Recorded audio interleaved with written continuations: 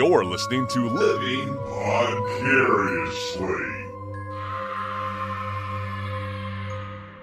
bringing you real men's perspectives, unfiltered, unapologetic, and uncensored. Recorded live in the Living Vicariously studio in world-famous Cocoa Beach, Florida. Happy Halloween.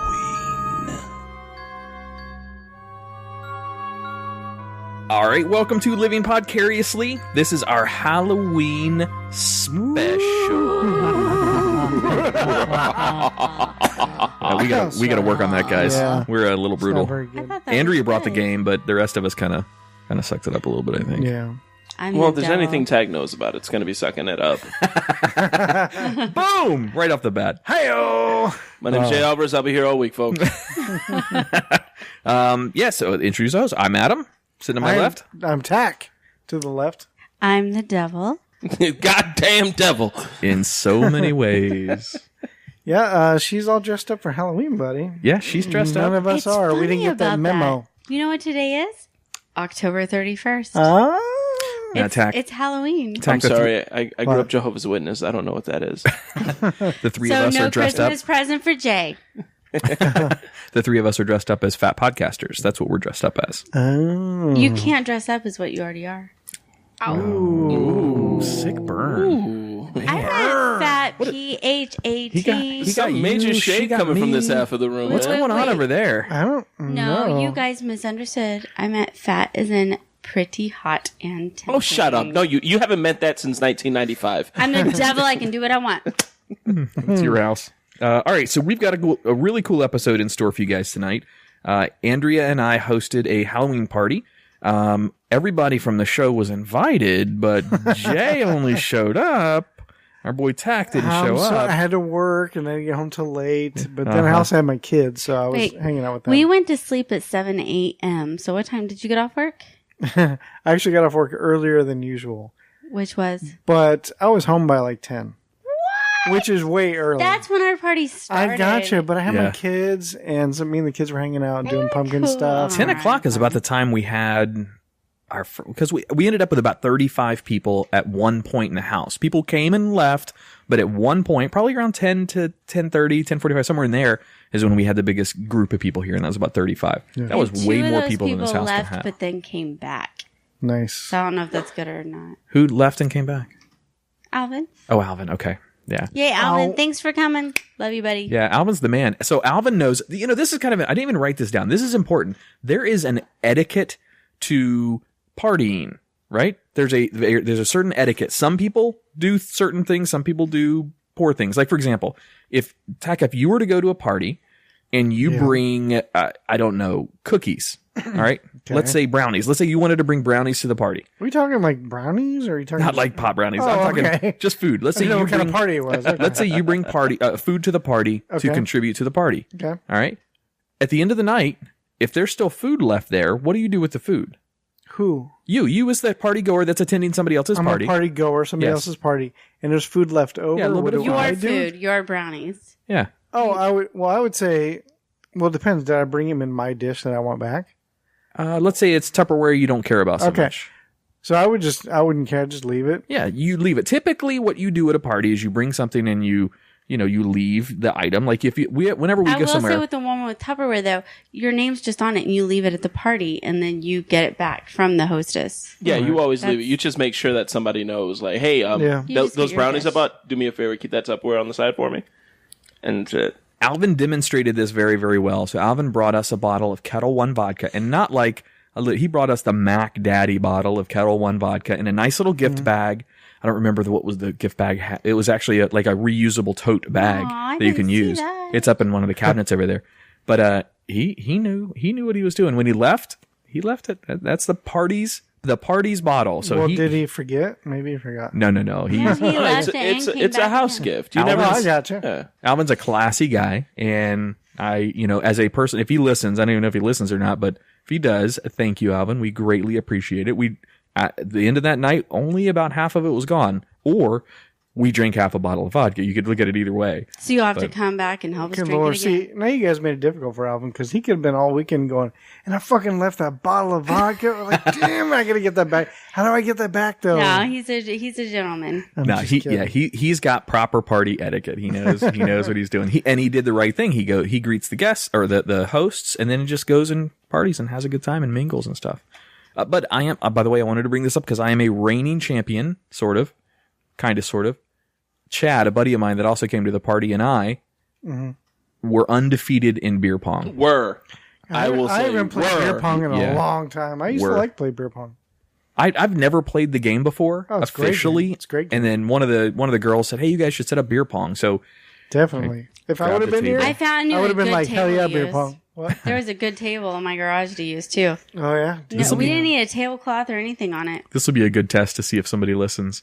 Yes, we had a table in our garage that was perfect for beer pong, and it got used for sure. It was fun. What? I'll get in trouble if this person finds out I was using her table for beer pong. Yeah, it was his ex-wife's. Oh, I'm storing some of her stuff in the garage. Are we supposed to be cutting that part out, or? I don't think so. Oh, well then, what was the secret?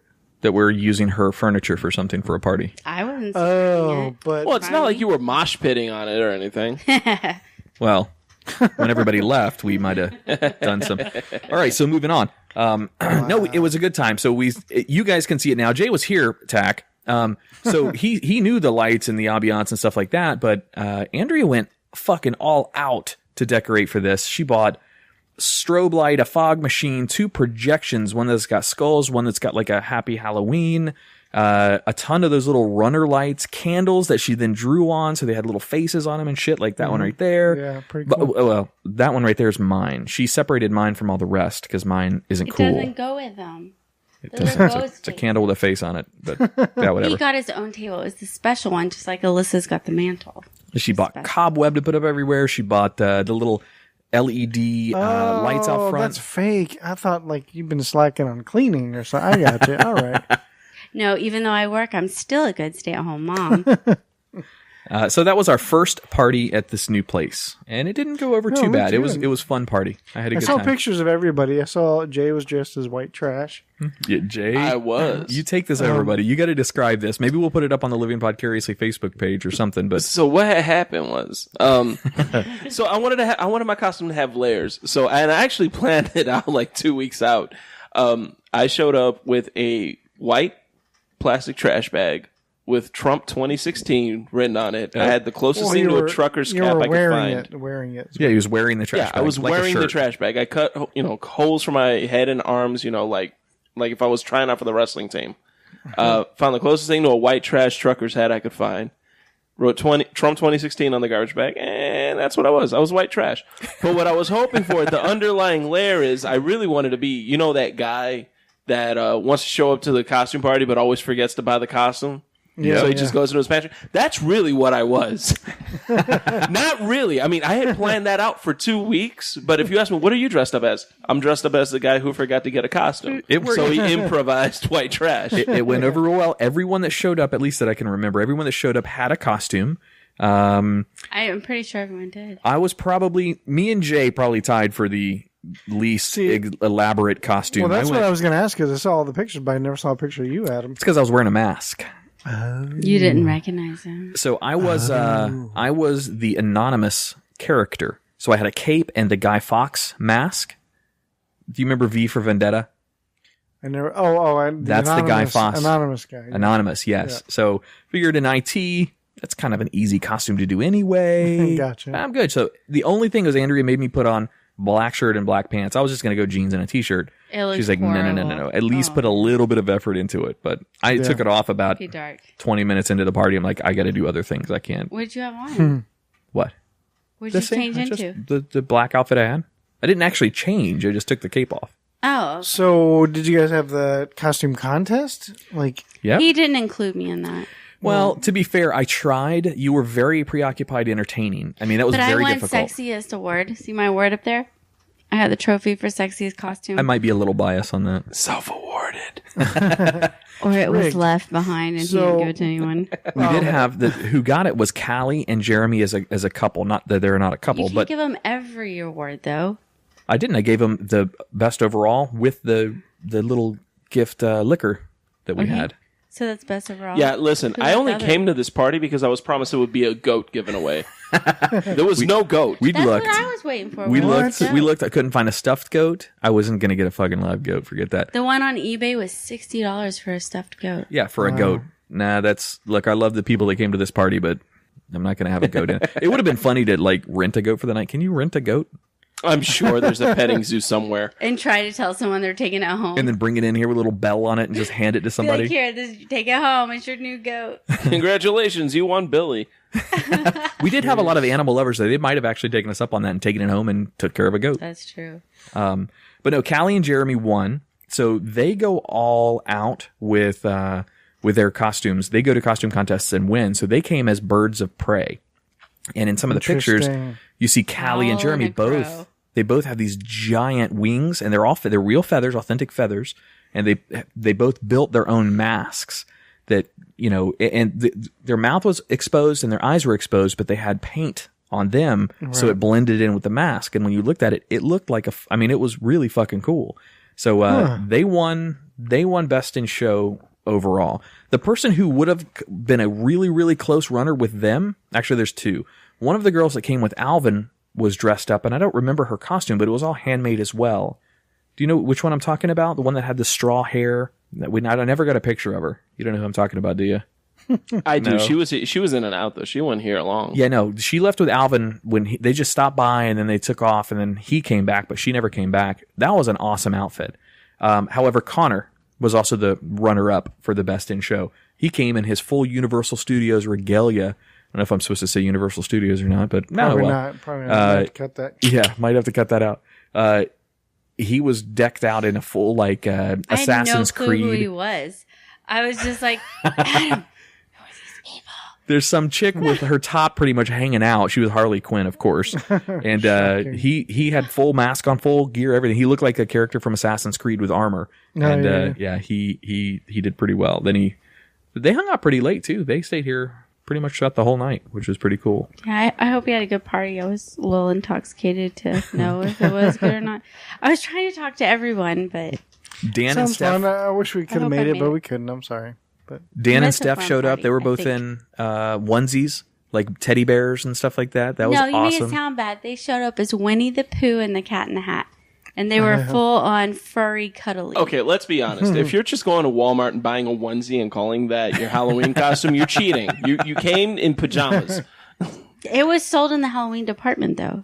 That's only because they move it there during Halloween. Any other time of the year, that's over in the pajama section. Says the guy who wore a trash bag. Yeah, and I got mine from the hardware section. Let's also compare. Most costumes award definitely would have to go to me, though. No, the most worn. I swear to God, I thought you were the host of the Tony Awards. I thought that's what you were for Halloween, because every 5 minutes was another damn wardrobe change. Yeah, I was like, she's just hosting the Tony. She's Neil Patrick Harris. That's what she is for I Halloween. didn't even think of that. That would have been a great thing to call myself. You see, Neil Patrick Harris are hosting the Tony Awards. Buying a onesie, by the way, from Walmart is not any higher class than going to Spirit Halloween. Let me tell you, we went to 2 of them. Spirit Halloween and Walmart are not sponsors and of Living another Podcast. Halloween store. That's true. We went to 3, and that's about the lowest denomination of people that we've ever seen in a store. It was brutal. I don't understand. What's wrong? Just with the crowd that was at the Halloween stores when we were shopping. Yeah, we might have just timed it wrong or something, but it was Walmart-ish crowds. It was. When did you go? I don't know. We went. You're asking the guy with a horrible memory. We went on Thursday night and Friday. Oh, okay.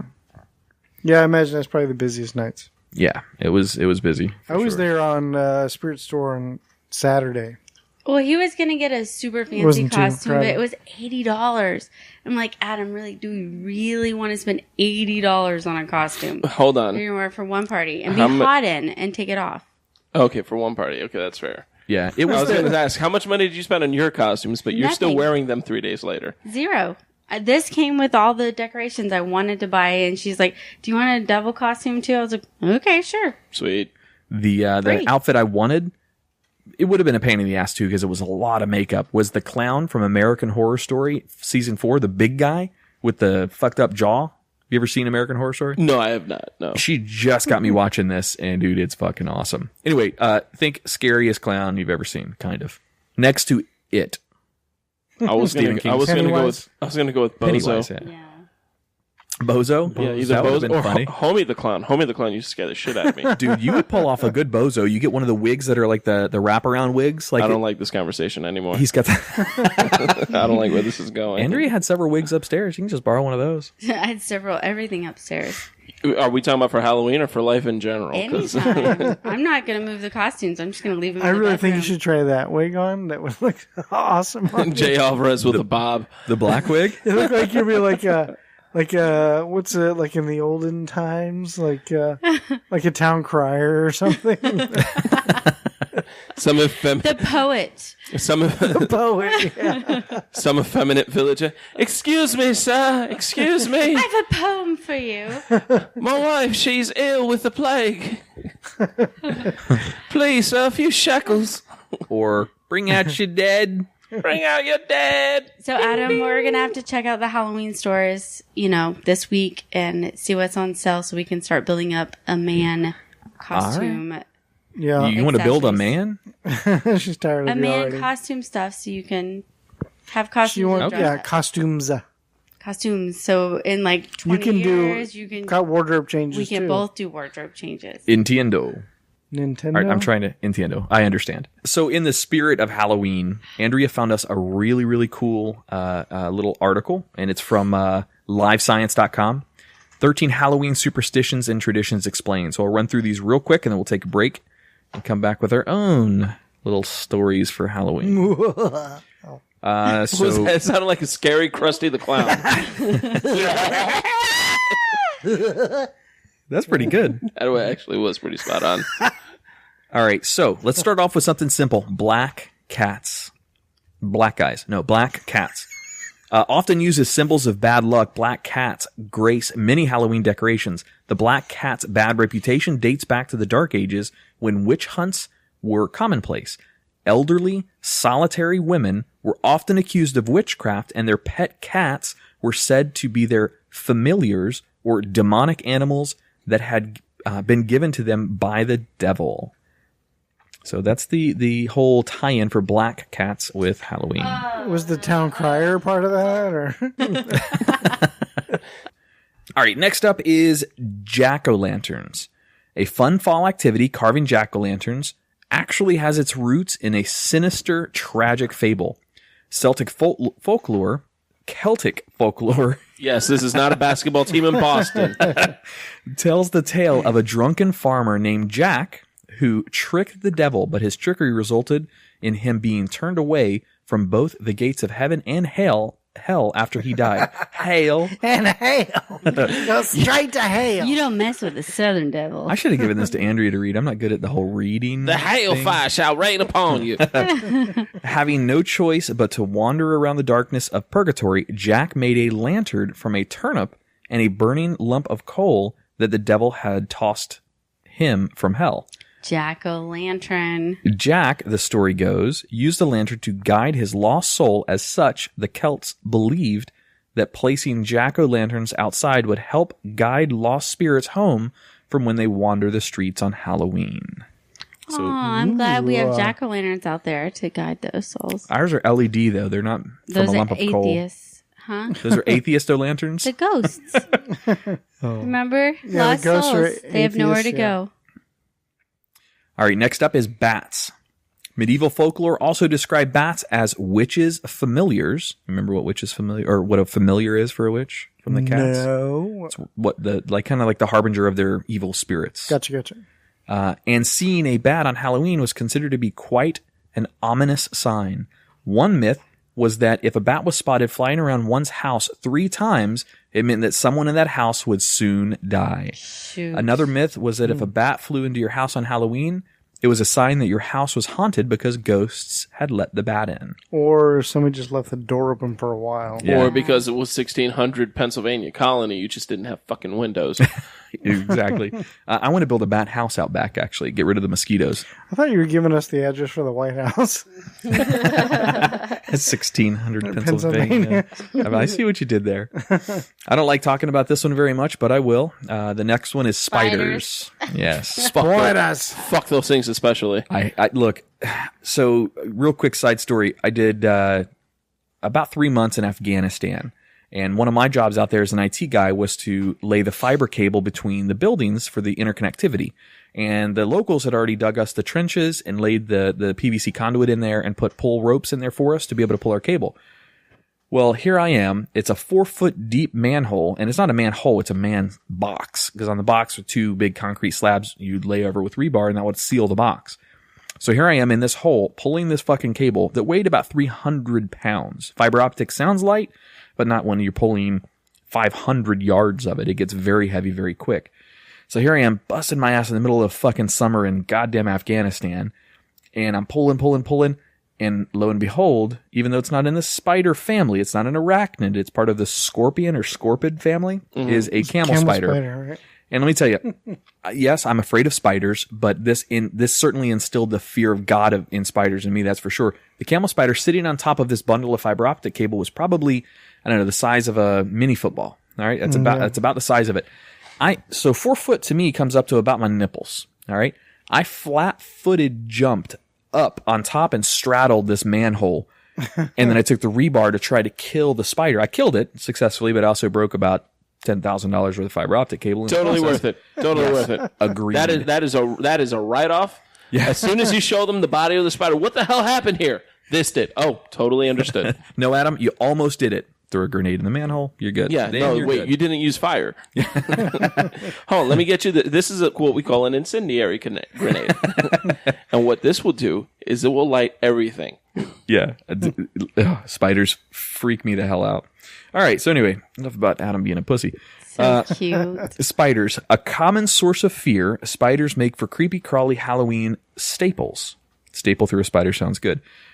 They join the ranks of bats and black cats in folklore as being evil companions of witches during medieval times. One superstition held that if a spider falls into a candle-lit lamp and is consumed by the flame, witches are nearby. There's no other way I think a spider should die, by the way.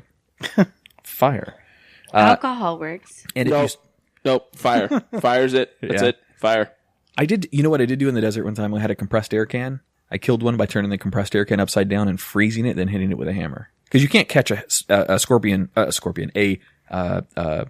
camel spider just with a hammer. If you can't do it with fire, Demolition Man is absolutely the way to go. Yes. You like can that? kill a scorpion with rubbing alcohol, though.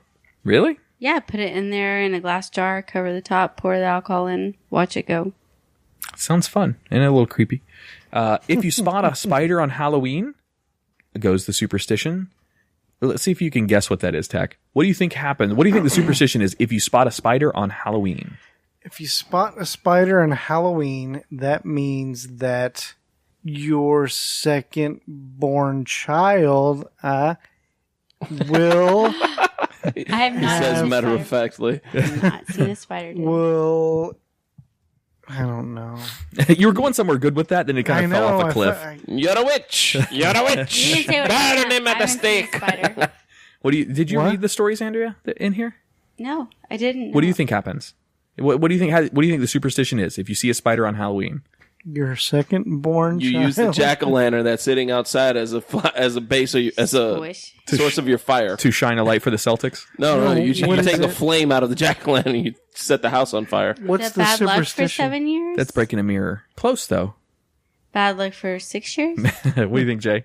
Any guess? No, I'm killing the spider. I don't give a That's what I do if I see a spider on Halloween. I'm killing it. If you see a spider on Halloween, it means that the spirit of a deceased loved one is watching over you. Oh, I was close. I need to go start looking on it.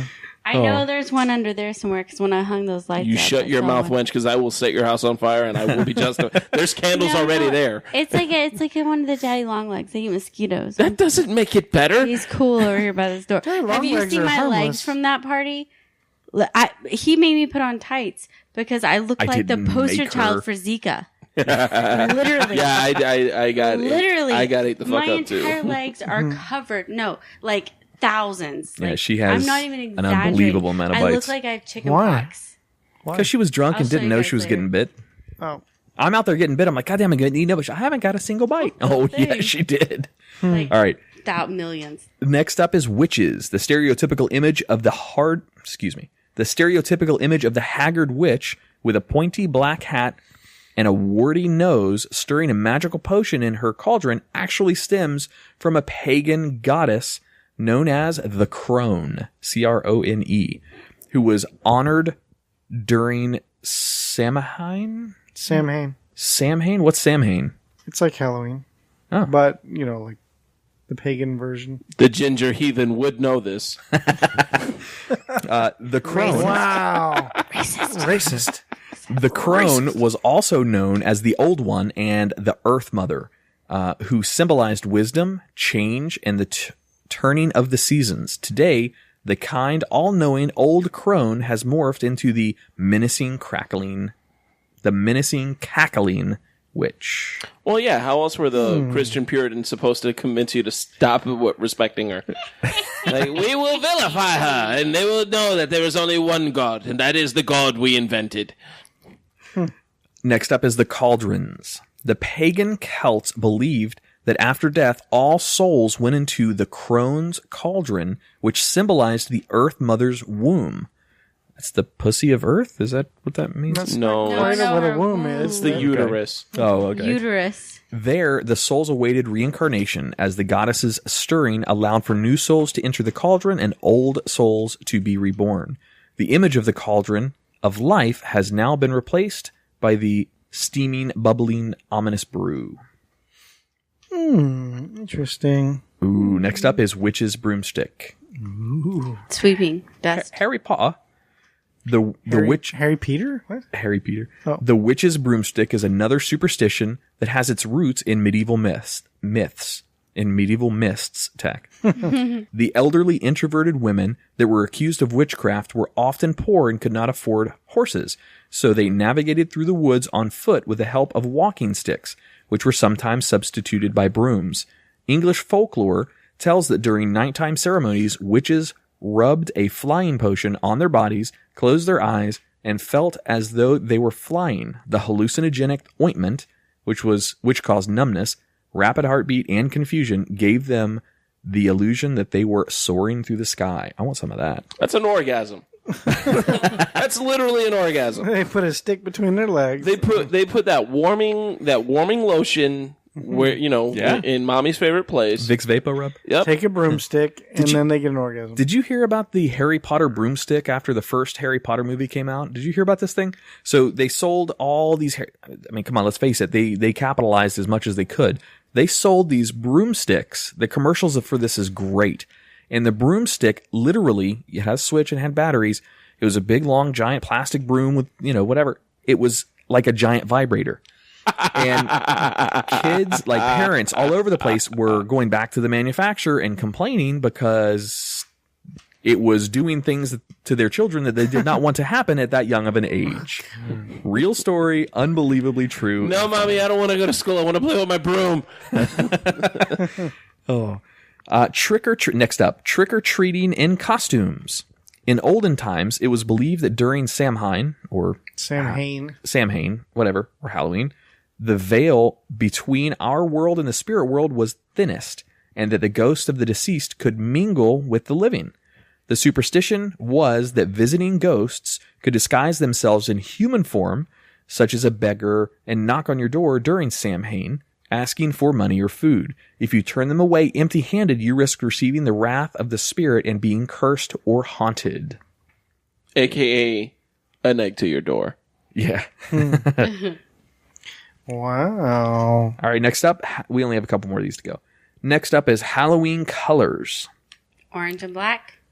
Is this like Black and yellow, Just black like- and yellow, black and it's like yellow. my colors, yo? Is that what this is? No. Yeah. No? It's Halloween gang I don't colors. think there's a Halloween gang. If so, that'd be the coolest, raddest looking gang in the world. I'm just We should saying. start right now. Halloween gang. Yep. You guys aren't dressed up though, so we can't. So does that make you our leader? Yep. All right. The traditional Halloween colors of orange and black actually stem from the pagan celebration of autumn and the harvest, with orange symbolizing the colors of the crops and turning leaves, and black marks the death of summer and the changing season. Over time, green, purple, and yellow have also been introduced into the color scheme of Halloween decorations. Nowhere in this did it ever say anything about black lights or dry ice. I'm really upset about that, but all right, that's all right. Well, see, back in the olden days, dry ice didn't exist. Oh. What about black lights, though? Did any ice? No, black lights always exist. No. Attack, racist. Black guys have been around for a long time, dude. But black lights are purple. Yeah.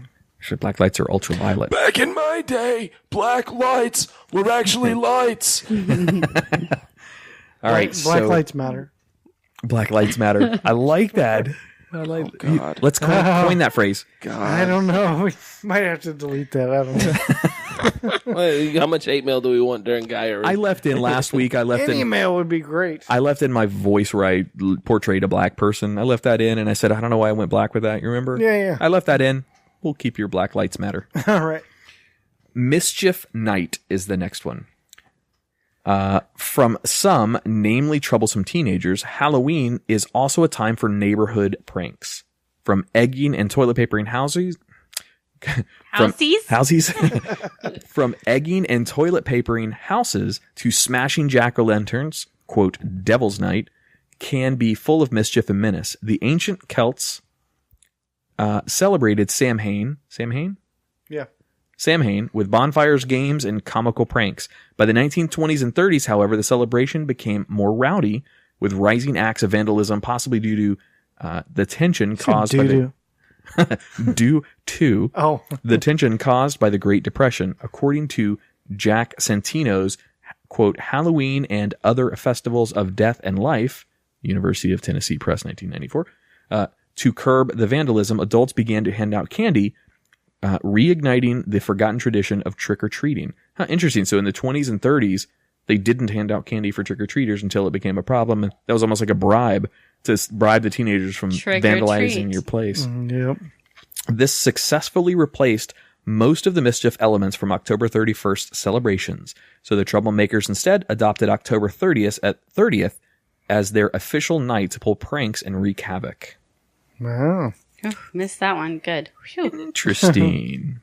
Also going on top of the Depression, Prohibition. Yeah, that's a good point. Must smash your house unless you give me your vodka. Yeah. Here's I'm glad that didn't happen. Whew. This is a little upbeat. Candy apples. Everybody likes a candy apple, right? No. Yeah. Just me? Goddamn. Fucking. Caramel apples are better than candy apples. Isn't that the same thing? So that's what that is. No, a candied apple is a totally different top. I don't think it is. Yeah, no. Oh, no, there's I mean, there's definitely Look like it up. That picture has a bunch of different Candy candies on them. apples and caramel apples are caramel totally apples fall under the candied apple. I know what you're going for, but they fall under the same different. umbrella. Candied apples have that hard Yeah. reddish shell on them. A caramel apple is a caramel on the apple. Let's see what Live Science thinks about this. Yes, dear. Candy apples are popular Halloween treats, and the sugary fruit on a stick was handed out during the early days of trick-or-treating in North America, before concerns over unwrapped candy became an issue. Today, candy apples can be covered in caramel or chocolate with nuts, as well as the classic shiny red syrup. The fusion of Celtic and Roman traditions is behind Halloween's candy apple staple. Samhain was, Halloween was around the time the Roman festival honoring Pomona, the goddess of fruit trees. Pomona? Isn't that a website? Oh, that's Pandora. The goddess is often symbolized by an apple. Pomona. Sorry. Jonathan! Also, Angela. Pomona was also the patron saint of the pumice stone. Really? Yeah. I don't get it. Because I know that.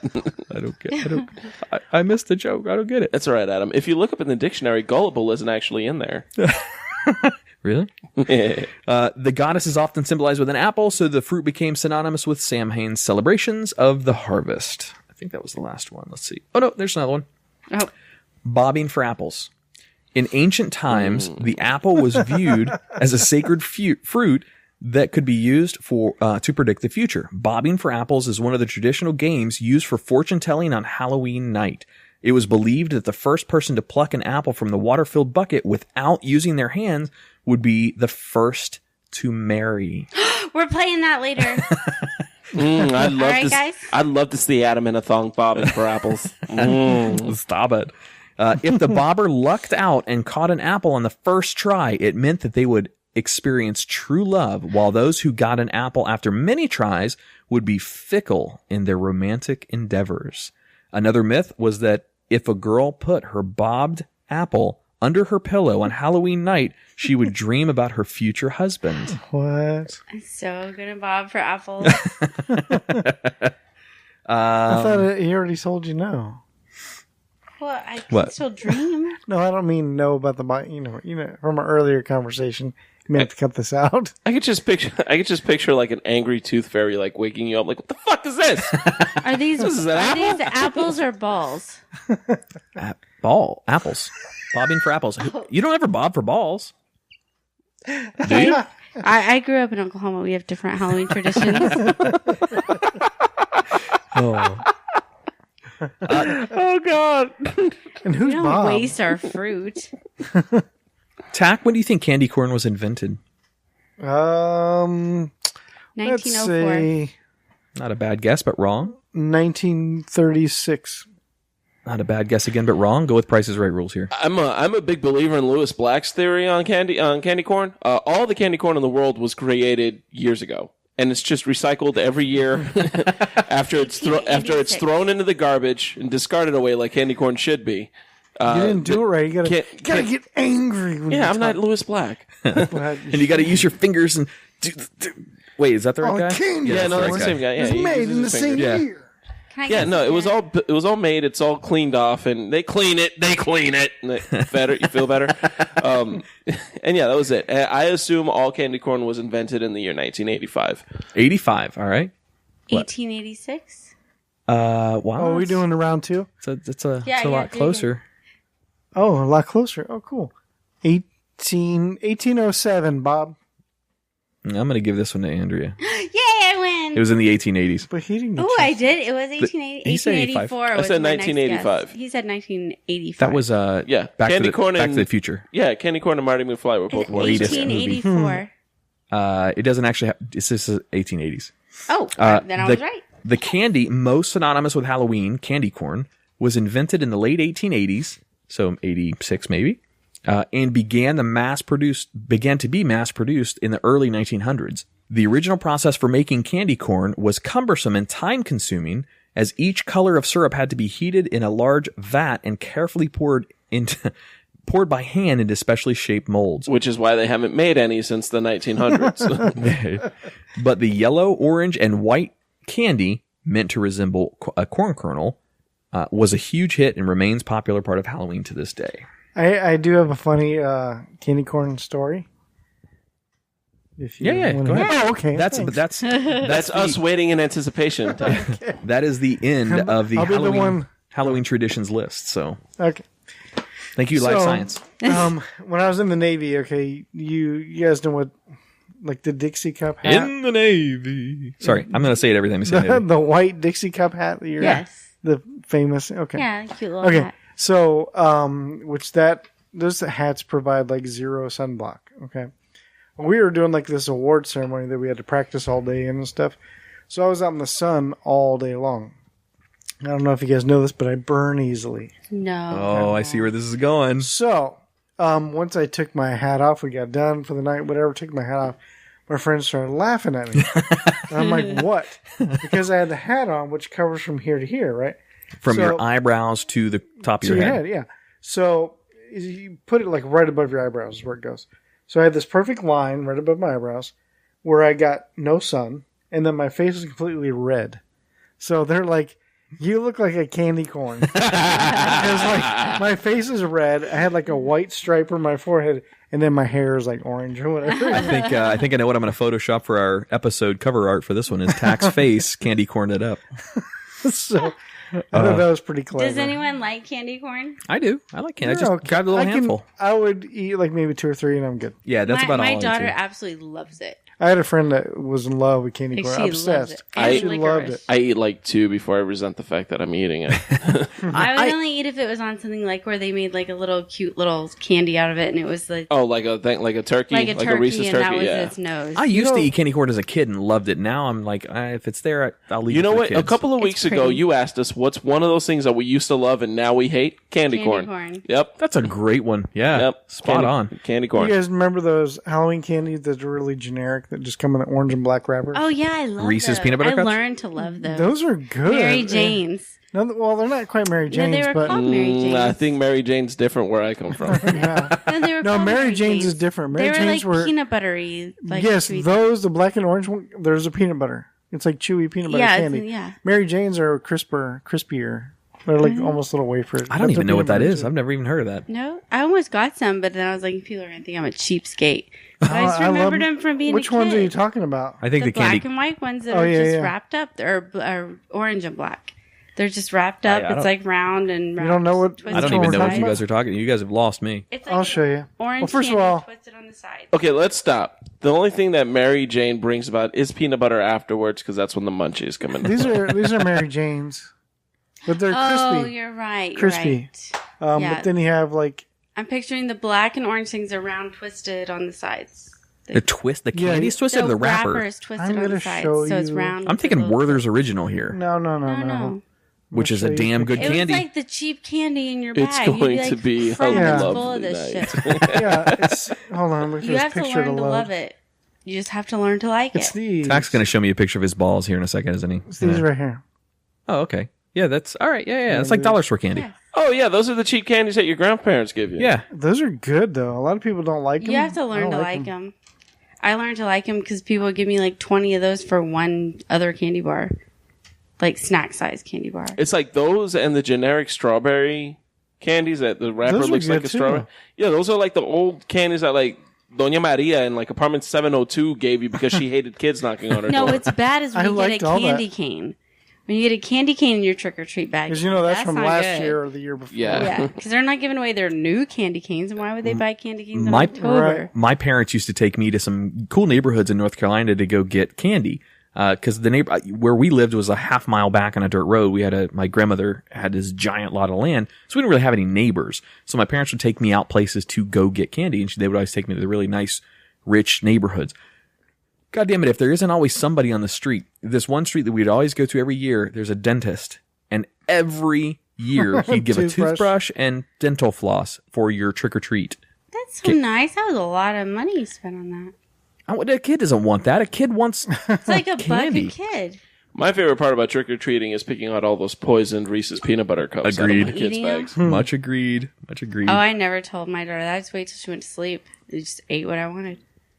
Let's take a quick break and come back. I've got a couple of things I want to talk to you guys about, but we also we're supposed to do a little bit of homework and tell a little story for Halloween. Doesn't have to be scary. Doesn't have to be ghosty. Just Should be. It a did. story. That was the thing. I said everyone come back with a haunted story to tell at a campfire.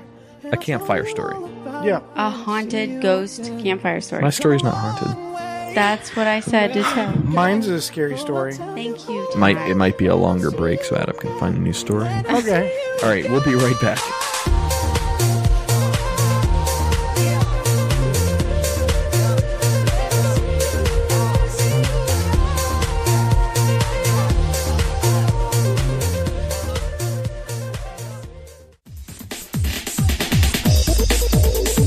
Well, so for everyone out there, we want you to be involved in the show. So engage with us. Send us an email to show@livingpodcariously, or go to our Facebook page, right on our wall. Send us a message. Let us know what you want us to talk about.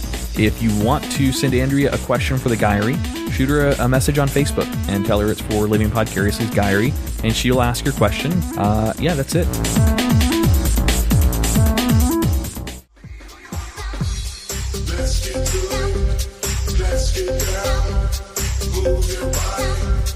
And welcome back to Living Podcariously. I'm going to stick with my story, Andrea. I'm going to stick with it. Before we get started in these stories, I want to talk to you guys about something for both of our shows. So both for Living Podcariously and the Twisted 10. I don't actually know anybody for this service yet. So if there's a listener out there that knows of a good company, or unless you guys know of a good company, Tack, you might with your former podcast. I'm looking for a merch company, somebody to do shirts and stickers and just merchandise for us. So you're going to be underwear. Absolutely, we're going to do women's thongs. I'm sure they'll be a big seller. You're redesigning our logos. Yes. And with our logo redesign and our new branding footprint, the whole 9 yards that we're going to do, we're going to redo the website, create a website for the Twisted 10, and just rebrand the shows so it's more palatable. Twisted 10 or Living Vicariously? Both. Well, the Twisted 10 logo doesn't really need a whole lot of work, but hell no, that's like my best work. I'm proud of that. It's a good logo. It really is. I don't know if you need like a different version of the logo. We will need for whatever company we end up going with, they need the raw image files. I don't know what their vector graphics is what they're called. So they need the vector graphics so they can... They do it all in After Effects, so I mean, I don't know what they want. That might do it. All a vector graphic means is if you expand it to, let's say you have a logo that's 1600 by 1600. Yeah, all right? it is. If you expand it to 16,000 by 16,000 pixel, right. It doesn't create those pixelated effects. Vector graphics allows it to grow, and the application like Photoshop or whatever compensates and fills in those blanks that it sees in the pixels so with image. They need more... Bigger than 1600?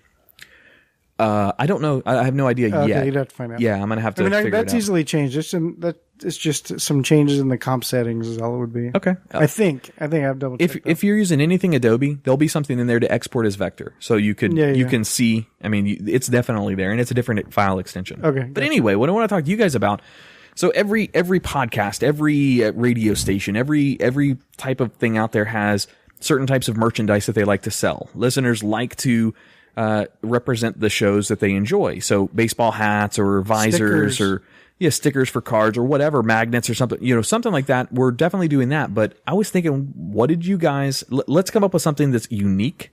That jock straps. Not everybody, a jock strap. Nobody will be able to see that logo though. It's unique. That is unique. I'll give you that. Good thinking. But let's have something that's more exterior facing. Exterior jockstrap. We're bringing it back. The exterior jockstrap never quite made its Fanny heyday. packs are coming back, actually. No, they're not. Fanny packs? No, they absolutely are. not. No. See, People are wearing fanny packs. When I was a kid, so we should have a living podcast. when I was like 12, 13, fanny packs were big, but not like in the back, like near fanny. You wore them in the front. Uh-huh. Yeah, like a German tourist father. Yes. Well, no, it was more like a skater kid. Like I had one. It was a what's the name of that company? Vision Streetwear one. I don't know if you guys remember that company at all. I'm showing my age. Back when I was a teenager, like 13 I was more of a years surfer. old. We clashed. Yeah, we did. I was a skater chick. I'm the dude that beat both of you up and took your lunch money. pretty much, yeah. But they were popular, like in the front. It's kind of like a man purse or a satchel, if you will. I always wanted to cut a hole in a fanny pack, wear it on the front, and put my dick in it. I love how you just tried to justify wearing a fanny pack, but then called it a man purse. Like you knew. Well, I had all kinds of shit in it, so I'd wear it, at school. But I was like, oh, let me check. I can't see a man with a fanny pack without imagining his voice sounding like, "Thus, and it is our first time in this country." I was walking around school with a school map. We are from Bavaria. Excuse me. Man, that's kind of a cool thing. Where's the cafeteria? Throwback to old, like I absolutely fucking loved a Trapper Keeper. Dude, awesome. Trapper Keeper was the shit. Dude, you weren't shit if you didn't have a Trapper Keeper. You needed two things in school to be cool. You needed a Trapper Keeper, and when you opened up your wallet, you needed that list of beeper codes that fell out. That was it. If you didn't have either one of those, you must have weren't been shit. rich. We didn't have beepers. I didn't have a beeper. I had the beeper codes. So I could communicate with my rich friends that had beepers. I had a generic Trapper Keeper. A generic one? So yours didn't have a triangle and a Lamborghini on it? It didn't have like the background of It those wouldn't 80s last school till pictures. Christmas. It'd fall apart by Christmas. I had to get a new one. You might have a Trapper Hey, Cooper. we might have just come up with it. That's it. Fanny packs and Trapper Keepers for our new branding Holy logos. shit. I would love that. Do it. Absolutely love that. But no, put your head to it and think what kind of merchandise would sell. That's it. That's the other thing Well, too. you need coffee cups. Light bulbs. Absolutely coffee cups. Light Shot bulbs? glasses. Toilet paper. Toilet paper with our logos? We don't want people wiping their shit with our Living Podcariously logo. Well, do we? Everyone needs toilet paper. Yeah, is that what you want people to associate us with? Shot like, glass every is not time bad. they see the logo and they're like, I But really think got to of run. the relief and satisfaction you get when you're in the bathroom. True. I don't like using inked I personally don't like using foreplay. inked toilet paper. I want Have plain you ever white. used inked toilet paper? Yeah. I have No, not. because I don't want to. I don't want to rub ink on my Yeah. anus. It doesn't have to be ink that rubs Ink off. on your anus. There's a soundbite. That's a band name right there. Inked anus. We are inked anus. Maybe it's scented ink that makes you smell better. Scented ink. That's not. Well, okay, so you have to think of merchandise that's always going to be seen. Something's always going to look at. Something. Obviously, hats. Those are the easy ones. Hats and T-shirts. That's easy. But what's I something? like coffee mugs. Something that's unique. Beer bottle openers, maybe. That's kind of different, but not Everyone really. does it. Yeah, everyone does do that, don't they? Engagement rings. And it could be. Okay, I see where she's going with that. I do too. Or just one. Oh, yeah. I don't know. I can't really. If you have an idea for merchandise for Living Podcariously, send us an email to show@livingpodcariously because we're in that midst of planning for Merchandising. Merchandising. Yeah. Beach balls. where the real money from the movie is made. Beach towels. Surfboards. Ooh, see, I can get behind some surfboard action now. I'm just saying. We start small with beach towels and sand castle building equipment. All right. Also, we are looking for a company. So, Tack, I don't know if you know anybody that used to do merchandising or not, or Jay, if you know anybody. I have no clue who to even contact for that, other than going online and looking for like merchandise vendors. There's a lot of like ones out there that will do all that shit, but it's pretty cheap and like cheap meaning not Made in inexpensive, Taiwan? but cheap. Well, whatever. I mean, it's like, here's your logo, and then you give them a logo, and then we'll put it on anything you want. Here's some examples, I'm not running for any political office, so I'm okay with it being made in China, Taiwan. Right. But I mean, here's the thing, too. Like, you don't pay for it until you order it. So, I mean, that's a good thing. And usually if the consumer's ordering it. Would I pay for it before I ordered it? Unless you're ordering some stuff to get in. Like, say, you're ordering hats, T-shirts, stickers, whatever. Stuff for us to have and give away. You know what I mean? Okay. So, all right. I mean, there's a couple places like that online. I'll do some research, but I don't know if you'll be interested. Yeah, hell yeah. Keep your eye open for that because we're almost. I'll at that do point. better than that. I'll keep both eyes open for that. Yeah. All right. So you guys ready for this? You ready we got to start the fire. You ready for story time? Yeah, start the fire. All right. Let's get Has this to be going. spooky. Let me try it. Ooh, we can brand our own campfire logs. Ooh, I like that. Living Podcariously fire logs going on the fire now. See how well they burn? Logging Look at podcariously. that. Fire started right Logging away. vicariously. It's amazing. All right. So for this, you guys, I don't remember who actually brought it up first. It's windy. It's windy. This is going to be originally spooky stories was kind of the idea, but Halloween stories, something around. Right. The Halloween. one night we come out and do a campfire, it's storming. Yeah. Let me find a different Very soundbite. spooky No, I Halloween like it. It's good. stories by the campfire. All right. Who wants to go first? Well, Andrea obviously put all the work into this. No. She put a lot of work into it, go yeah. first. You mean to take the first one? The one that's not a haunted Halloween scary story? It's not. It's kind of creepy because it's true. Let me do mine first because mine also happens to be true. Take it. All right. All right. Let's all get nice and cozy. I know, right? Jay, stand up in the fire. Let's see the In the glow. fire. Stand in the fire. What the fuck is this? No, not in the fire. Wait, is this because I'm brown? Is that why? Hey, let's get rid of the beater real quick. Hey, go stand in that fire there, Paco. What's wrong? He did it. Smells like steak. Nothing like a It smells murder like on chorizo. Halloween. Racist. All right. Whenever you're ready, take it away. Love Mexican food. Hey, let's get some carne asada. Jay, hop in the fire.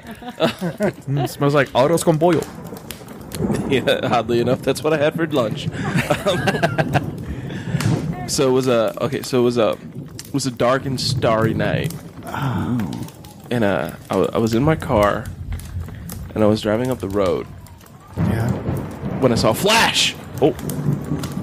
I looked up in my mirror, and I saw a Brevard County sheriff's officer. He was flashing he was flashing his lights at my car, and so I pulled over. Try to find a well-lit area, but I couldn't. So I pulled over, totally at the mercy of what I hoped was an actual Brevard County sheriff's deputy. And he came up to my car, and I happened to be wearing this garbage bag that said Trump 2016.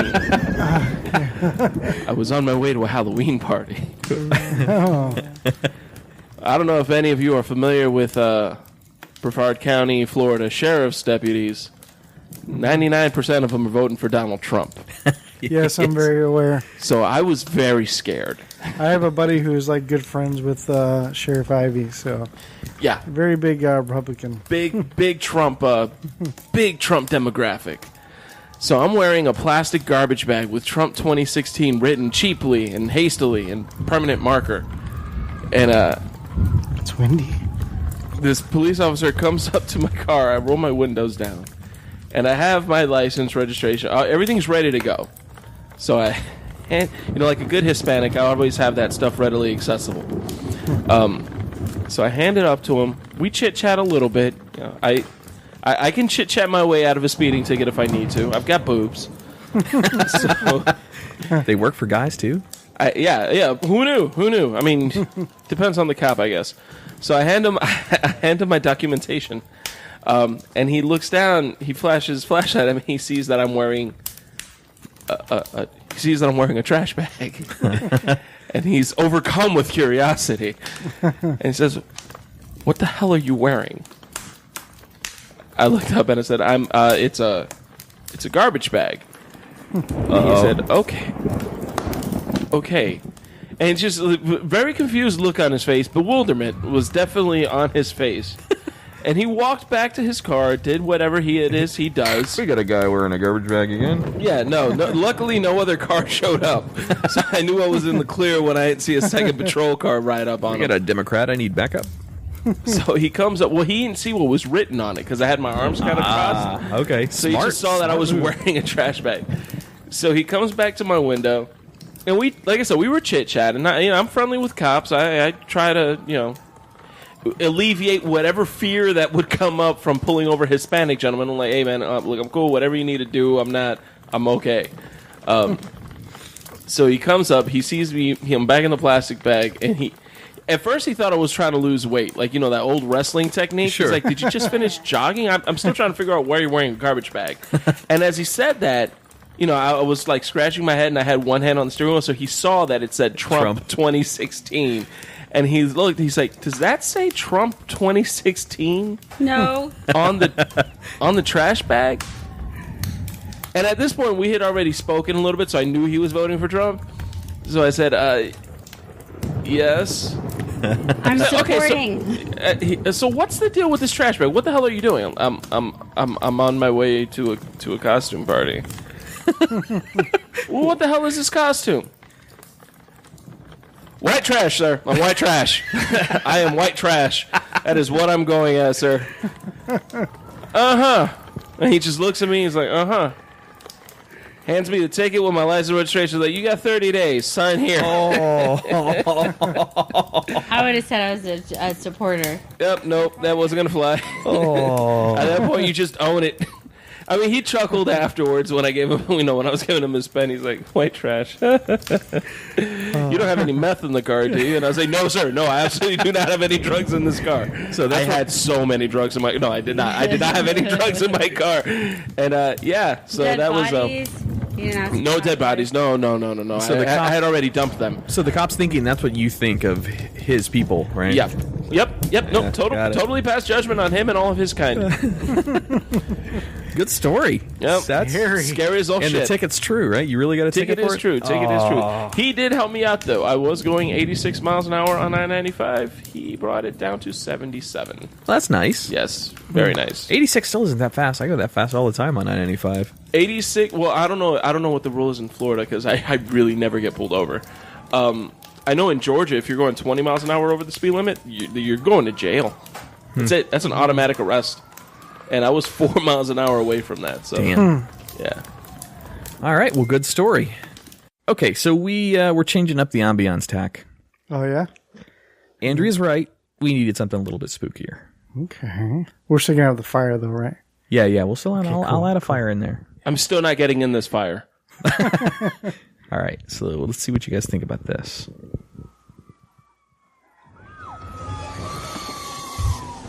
Oh, yeah, a little creepy. Sounds like my 5th grade dance. Now you can tell scary stories. Now we can tell some scary stories. All right, who's up next? All right. At the end of a quiet road, behind a veil of twisted black oak trees, there was a house. I need my glasses. Tack, she's using her phone, not pieces of paper this week. A woman lived there. On bitter nights like this one, she sat by the fire and read until she grew tired enough for sleep. But on this night, her lids grew heavy. She was startled by a sound she wasn't accustomed to hearing these days. Who could be calling, she wondered, and this late? She rose from her chair and picked up the phone. Hello? I'm going to kill you, a man said in a deep voice. Who is this? She asked. No answer. Who is this? She repeated, her hand trembling. There was a click. Silence. She quickly dialed the police and explained what had happened. The officer told her to wait while he traced the call. After a few moments, he said, This call is coming from inside your house. Ooh. That doesn't make sense, she said. How could someone be inside my house? He probably broke in, he said. Oh yeah, I guess that makes sense. And that's not everything, he said. I'm not a police officer. What? You Wait a minute, aren't? what? No, I'm the killer guy from before. I never actually hung up. But I heard a click. The man made a clicking sound with his mouth. Like that, he said. Wow, that's really good. Thanks. So, are you really inside my house? Yeah, totally. Where? The man's breathing grew heavier. I like your hair, he said. Wait, you can see me? Yes. Wait, you like my hair?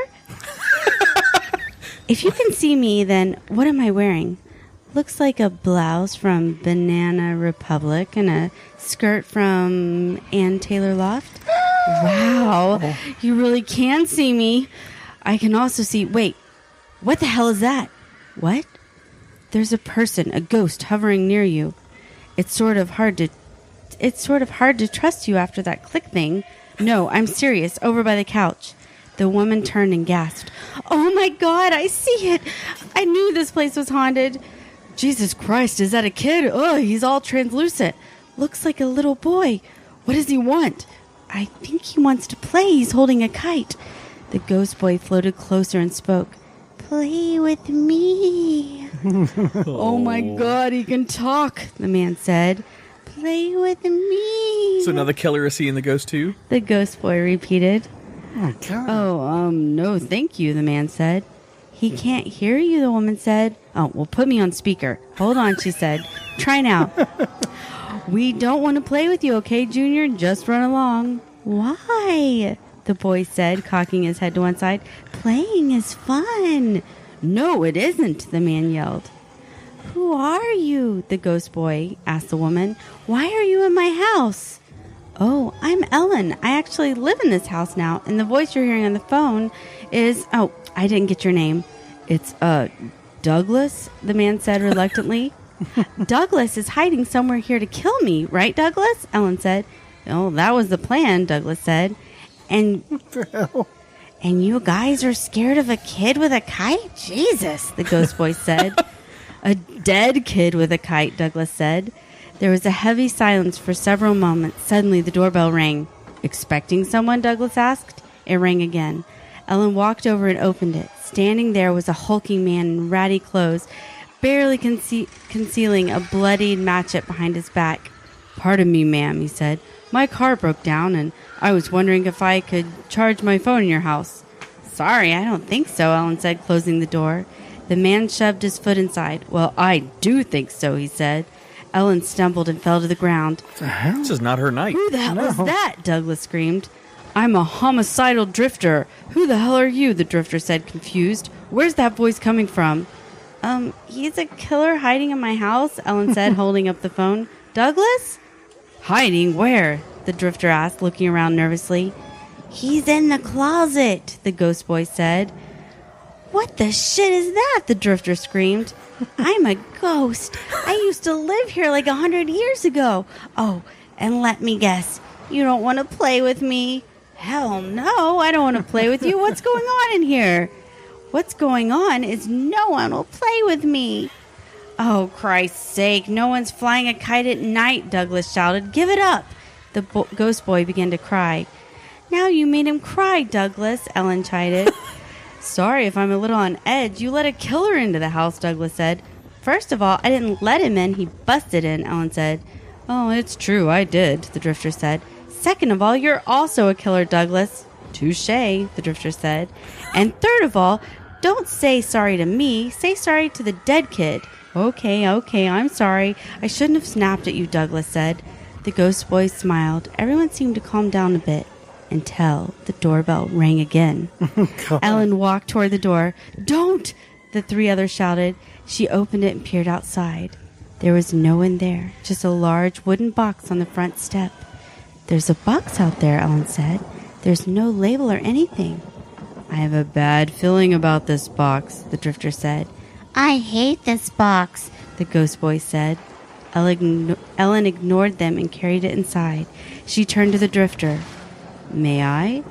He whipped out his matchet from his pants and handed it to her.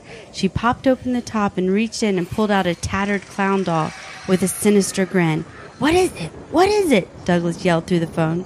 Some sort of clown doll, Ellen said. I don't want to play with a clown doll, the ghost boy said, beginning to cry. Why don't we just put this thing back in the box before it gives us all nightmares, okay? The drifter said. Look, there's a string, Ellen said, pulling it before anyone could object. The clown began to wheeze. Its eyes shifted from side to side, and an eerily cheerful song emitted from its open mouth.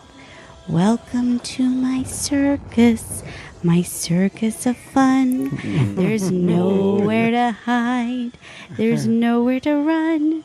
You're all my guests inside the big top. I'm going to kill you all, basically. What? The clown let out a terrible cackle. Really psyched you pulled that string, Ellen, Douglas said. I mean, come on. What does the clown mean? The ghost boy asked. I think it's pretty clear, the drifter said, wriggling his hands. He's going to kill us all, basically. How's a doll going to kill us? Ellen asked. Each of them silently surveyed the room in anticipation. Suddenly, the lights went out. What happened? Who did that? The ghost boy screamed. I can't see anything, the drifter said. I literally can't see anything because it's too dark now. Through the darkness, Ellen let out a cry. Oh, no! Ellen? Douglas screamed. What is it? The clown. It killed her, the drifter said, his voice shaking. And we're next. He killed Ellen, the ghost boy sobbed. Second later, as the lights flashed back on, Ellen's hands were raised to her face. My stupid contact lens slid out of place, she said, spreading her eyelids apart and poking at her pupil. So annoying. Oh, please don't do that, the drifter said, squirming. What's she doing? Douglas asked with dread. Touching her actual eyeball with an actual finger, the ghost boy said, wincing. It's a real slippery one, Ellen said, maneuvering deeper into her eye. Can't get a grip on it. Douglas gagged. Oh my God, this is so vile. The drifter raised his fist to his mouth with a grimace as Ellen pressed her thumb against a wet, quivering eyeball for leverage. Ugh, I think it's folded up under my lid, said Ellen, stretching her eyelid out. Can someone look at it and tell me if they can see it? There was a click from the phone. Douglas? Was that a real click? The ghost boy faded into the wall. I'm out. Ghost boy? She heard the front door opening behind her. Drifter? You too? The drifter turned to her with a dazed look. I hate this place so much, he said, and then dropped the matchet from his limp hand and walked into the darkness. Where the hell did you get that story? What? New York Times. That is an interesting story. That's like a really bad trip. Can we shoot that? I want to shoot that. I mean, we might have some copyright infringement issues there, but all right. Look, can you send me a link to that story? Okay, here. You got to know how to work an Android there, Tack. I know. I used to have an Android. That was a cool story. That was bizarre. A cool story, yeah. I was waiting for the punch to be like she woke up from a dream or something. I was waiting for that to come out at the end, but I thought it was going to be a Jake from State Farm reference in there somewhere, but wow, that was entertaining. Were you too scared, Jake? Yeah, one I feel like that Jake from Steak Farm dig was a I feel like it was a dig towards me personally. No, not at all. And two, yeah, no, I tuned out. Yeah, I can't do horror stories. I should have mentioned that. I can't do scary stories. Those shits stay with me. But that It was a comedy. funny story. Yeah, no, I could. Yeah, but I didn't know that going in. Started off kinda creepy. Yeah, I just instantly tuned out because I'm like, nope, not going on with this. Yeah, it started off pretty creepy. I hear horror stories. The next thing I know, I'm turning a corner. There's two little girls in the middle of the street. Somebody's gonna have to die. Just give them candy. No, because they want me to play. Come play with us. So that's why you don't like American Horror Story. Then start playing with your contacts. okay, that makes and sense. leave. I'm one of those, like, when it comes to horror movies, I've ruined a potentially great relationship with a chick because I am a little pussy when it comes to horror movies. I can do slasher movies all day long. Show me blood, show me guts, show it to me while I'm eating. I'm totally okay with that. You put a 4-year-old that hops out in front of a camera out of nowhere, and I am a little girl. Yeah. Nope. Don't do that shit. All right. Oh, good story, Andrea. Good, No, that's good good. catch. Good find. Tack, you want to go? You want me to go? I thought you didn't go yet. Oh, okay. Jay, then Andrea, then us. Go ahead. You want me to go? Sure. I'm going to use the same music. Let's bring this back up a little bit. It was a clear white night. A clear white moon. All right, so mine, let me give you a little background on Adam. Adam is born in Boone, North Carolina. You guys know where Boone, North Carolina is? No. Daniel Boone doesn't know where Boone, North Carolina It's is. in North Carolina. Very good. Damn, she got it. I was going to say that Tack, too. you should have guessed it there, buddy. I'm gonna East side of the United States. I'm going to assume it's Mason-Dixon adjacent. Kind of. Okay. It is. So it's very, very close to Asheville or the Tennessee, North Carolina border. It is Asheville, I know where it is. perfect. Okay. It is Appalachian Mountains. That is where it is. Blue Ridge Parkway, Boone, North Carolina. Okay. So kind of to place it. So that's where I was born. I'm bringing a story, and this story is 100% true. There is some actual science behind the story I'm about to tell you. And this is regarding the legend of Blowing Rock. Now, Blowing Rock is like the city where Boone, the valley where Boone is the mountain. So Blowing Rock is the closest major city. But I said haunted stories, not porn stories. All good stories have porn twists somehow. All right, so let's get this going. The town of Blowing Rock, North Carolina is named for the Blowing Rock, an outcropping of rock stubbed with crystals that hangs over a deep valley in the Appalachian Mountains. The rock is famous for the constant, strong, upward draft that comes out of the valley below the rock. The wind is so steady that in the winter, snow will actually fall upwards around the rock. The legend that explains the unusual phenomenon is a romantic tale of love triumphing over duty and difference. That's why they call it the Blowing Rock. Okay, I get it now. Go ahead. Once, a long time ago, a young Chickasaw woman and her family moved deep into the mountains to escape the constant war between the Chickasaw and the Cherokee. These are Indians, Tack. Oh, okay. I didn't know. I'm from Chickasha, Oklahoma. Pretty close, yeah. Well, not close, but close in its verbiage.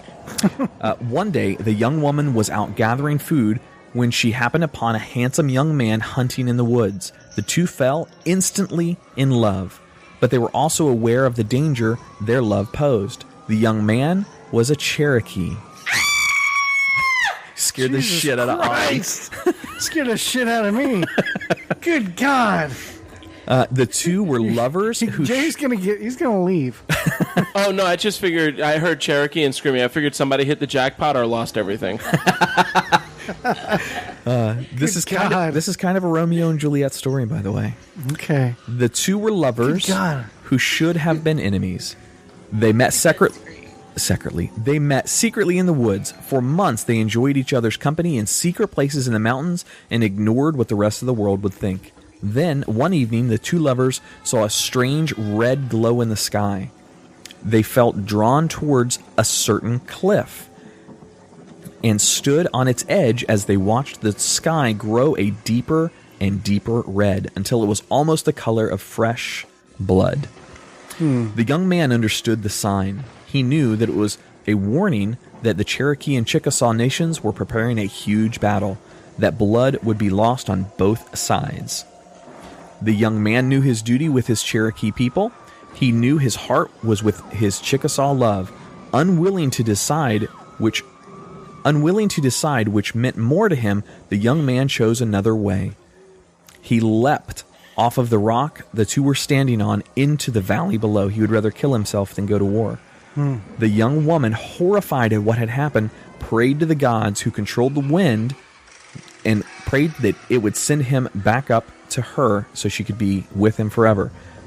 The gods heard her prayer, and the young man was lifted back up into his arms. Wow. The young lovers journeyed together to each other's lands, and sorry, the cat kind of got me there, the sounds of the cat, and used that example of their love to bring peace to the two nations. The wind still blows strongly at Blowing Rock today. Now, It's cool. it's a cool tale, but Yeah. it's actually based in fact, scientific fact. The wind blows so strong up the face of Blowing Rock in North Carolina that it is strong enough to lift a fully grown man, 200 pounds or so. If you were to jump off the cliff, you could literally ride the wind back and land back on the cliff itself because of the updrafts that happen around that mountain. And that is a 100% true story. So that is crazy. the legend of Blowing Rock. That's where I was born. You were born. I was born on the rock. I was actually conceived mid-flight of flying back onto the rock. No. That's how your I don't mom, know. I don't know where I was your conceived. dad actually like jerked off. And it came. No, he started at the bottom. She was at the top, waiting for it. And then it came up, and she Yeah. was laying there, legs open. Yeah, yeah. It's like that story about the bullet that fell on some kid 4 miles away. Yeah. That's what he was jerking off onto the rock, and mom just happened to be out there sunbathing. And one day it just sploosh, and you're like, "What the fuck was that? 9 months later. Why am I late?" So that is the That's a story cool of story. the I like legend of that. Blowing Rock. Never Yes. heard that story. It's cool. One of these days, I'll take Andrea there so she can look out over the crystals in the rock. And you to can the try valley that below. thing where she lays down. I don't think I'll jump off the edge of Blowing Rock. No. Jerk off. into the No, wind. just your semen. Oh, okay. I'll do that. There are actually, what do you call those parachute dudes that have base jumpers. that have the the wingsuits? wingsuits. Yeah. Oh, yeah. There are wingsuit guys that actually go and jump off that, and it takes them up, and then they come back down as they're flying That's back cool. into the valley. It's a really cool phenomenon. Just because of how everything's shaped right there, it's Cool. unique. So, all right, Tack, you're up, buddy. All right, so I have two stories to tell. Two? They're both short. So one is the one I just found online. Get your ambiance And then- back up. I'll Ooh, just start with that spooky. one. Okay. That's another guy who hit it big at the casino. Okay.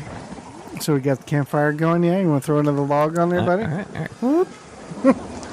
Don't ever fart in a not what I campfire. meant. No, Tack, for the last time, I'm not getting in the fucking fire. Okay. Gather round. Oh boy. This one is called The Intruder. This is written in the first person, so I'm just going to right. read it as is. I was home alone watching TV when I saw something moving in the master bedroom. I strained my eyes to see a man walking out of the closet to the other side of the room. He stopped, looked at me, put his finger to his lips, and then turned around. There was blood on his face, and the back of his head was missing. He vanished back into the closet. We moved when we found out the mysterious small hole in the ceiling of our bedroom is from a previous tenant who shot himself in the exact spot. Dun dun dun. Spooky. Very spooky. Since that was so short, let's Somebody do needs another to one. shoot that cat. You hear that thing? That thing's dying over there. It's miserable. My cat. No, It's not my cat. no, it's the Just ones out take in my the headphones woods. off. No, it's Because it's Monday, and the cat's just losing his shit. It's Monday and it's Halloween. Nobody, no one's brought it lasagna. I was gonna go there. I didn't Yeah. know if anybody else got the Garfield reference. All right, You have to our spell it cat out for does some look like people. Garfield. That's true. Sarah is a Garfield. All right, Tack. Sorry, we hijacked your segment. Yeah, thanks. I had a good ambiance going, nice and spooky, and then you got We had to break up the spookiness a little bit because Just you're kidding. kind of freaking me out. Okay. Here's another one. This one's called The Night Crawlers. When I was a kid, my family moved into an apartment where a murder had been committed prior to us living there. Every night, my big sister would make me shut our bedroom window, and when I'd look outside, I'd see 3 faces staring back at me. They had no hair, noses, or mouths. No hair, noses, or just eyes. They'd just stare, but never did anything. Well, a few months back, my family was talking about that apartment, and I mentioned the faces. My sister turned to me, shocked. She said that she saw them too, and that's why she always asked me to close the window. Creepy. I want to know more about these people. I don't know. Do we call all those watchers voyeurs? Is that? I don't know. What is that noise? There's a porn that's made for that. I don't know. What was that noise? Was that you? No, Did you guys it must hear have been on the track. That was just a weird... It's not like somebody messing with plastic. Oh, Yeah, I was on the track. Tax getting freaked out over here. No, not, man. Scared. Okay. I got one more story. Oh, you got 3? Well, I was going to do 2, but Wait, I have one that then. was so short. But this is a true story. It happened to me. All right. I think I've told this story before, but it might have been on another show. I don't remember. But maybe our listeners haven't heard it, so I'm going to tell it. Late one night. Starting off this way already. There's more. 9 months later, a birth. Yes. No. That's not scary. So, anyway, late one night, me and a friend of mine decided that we were going to go jogging. Danny? What? No. It was a girl. Oh. I was with this other girl. Okay. And we decided we were going to go jogging one night. I don't know why. It was at night. I don't know. So, we left out the house and out of our neighborhood. And then we decided, hey, we should jog along the street that runs behind our house. And it's kind of a country road kind of a thing. And one side of it is a ditch, which separates, then you can see like the back of our house in the neighborhood. And then a ditch. And then the woods on the other side. So we turn down the street. We go, hey, well, let's run down to the end of the street and come back. And then go back home. That'll be like a mile or 2 or something like that. It'll be good for tonight. So we decided to go down this road, but what we didn't think about or didn't really know until we got up to the road that there was like no street lights. So it's like pitch black down this road, but you could see from the moon a little bit. You know, there's a little bit of light plus some ambient light from the houses, the back of the houses and stuff. Sure. Like that. So it wasn't like completely pitch black, but it was pretty dark. Vin Diesel? Pitch black? Yeah. Sorry, continue. So we start running down this road and just jogging. You know, we're not like, you know, and it is really dark. Like you can see shadows of like the trees and things like that. You know, you can make out some stuff in the dark, but not really. It's a dark, empty road. There's nothing really there. So we're jogging, and then we start looking ahead, and we see this. Looks like somebody standing in the middle of the road. And so I'm thinking it might be somebody out walking their dog or something like that. But I didn't want to sneak up on them because we're just kind of jogging, just kind of being silent. And I didn't want to, like, scare them, you know, like coming up on them and be like, ah, you know. So I just start, like, I make noise, like, you know, or I talk to her just so people, whoever's standing there can see that Sure. there's 2 joggers coming their way, you know. So I started making noise and I'm looking over at her. I'm like, do you see that, right? She's like, yeah.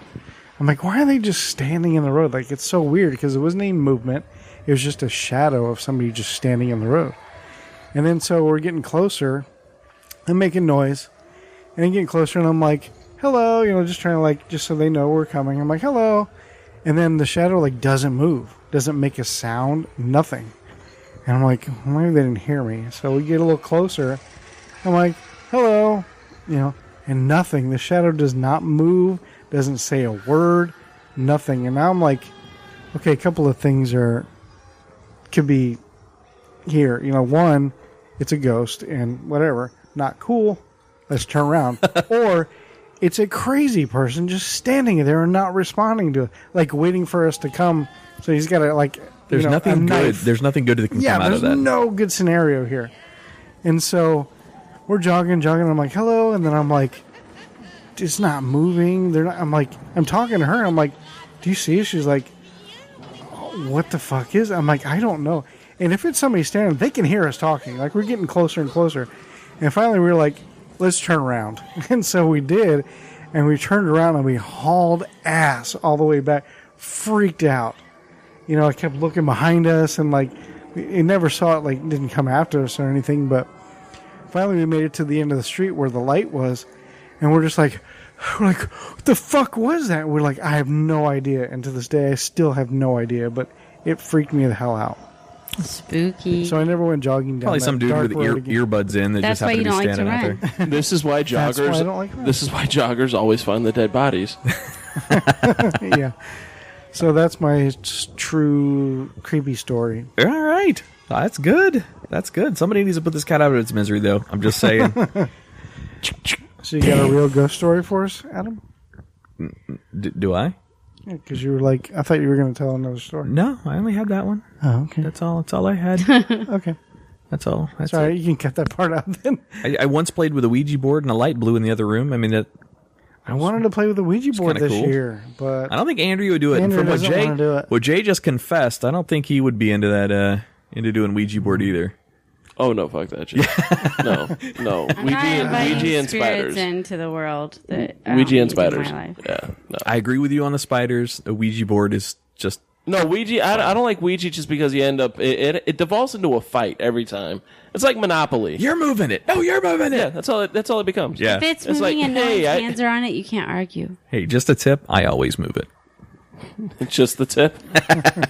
All right, let's take another break here in studio, and when we come back, we've got a couple more things to talk about. Plus, we've got Andrea's Diary segment. all right. If you want to submit questions for Andrea's Diary, send them to show@livingpodcariously.com. And on this, we will be right back.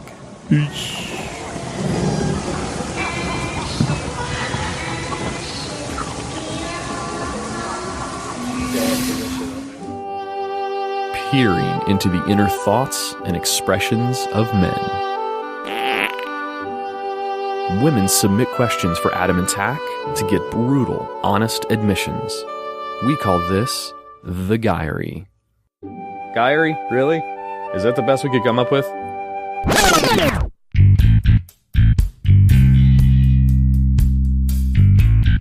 All right, our first question is from Patty in Ohio. Hello, I'm 18 and I met this guy 2 months ago, and I really like him and he liked me back too. But last week he told me he's afraid and confused and doesn't understand his feelings and he just needs time to think. Help me, please. What the hell? She's 18? She or didn't say 18? 18. She didn't say the age of the guy, though. I know. What do you mean he doesn't understand his feelings? Get the same homeroom as him first in high school. She gave me out of high school. I know. I'm It being was a mean to a joke. listener. I apologize, Patty. I apologize. I wasn't making fun of Patty, I'm making fun of the dude. So she likes him, and maybe he's not reciprocating emotions. She said he likes her back, though. Yeah, they've been together 2 months. He likes her back. She said he likes her back. True. Yeah, that's true.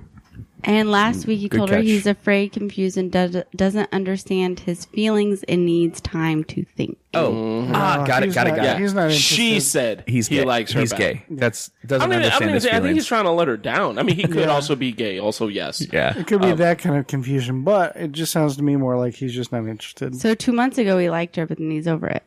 It sounds like it. How do we know that 2 months ago he was really into her? Maybe he got what he wanted. Because he stayed there for 2 months. Maybe she followed him for 2 months.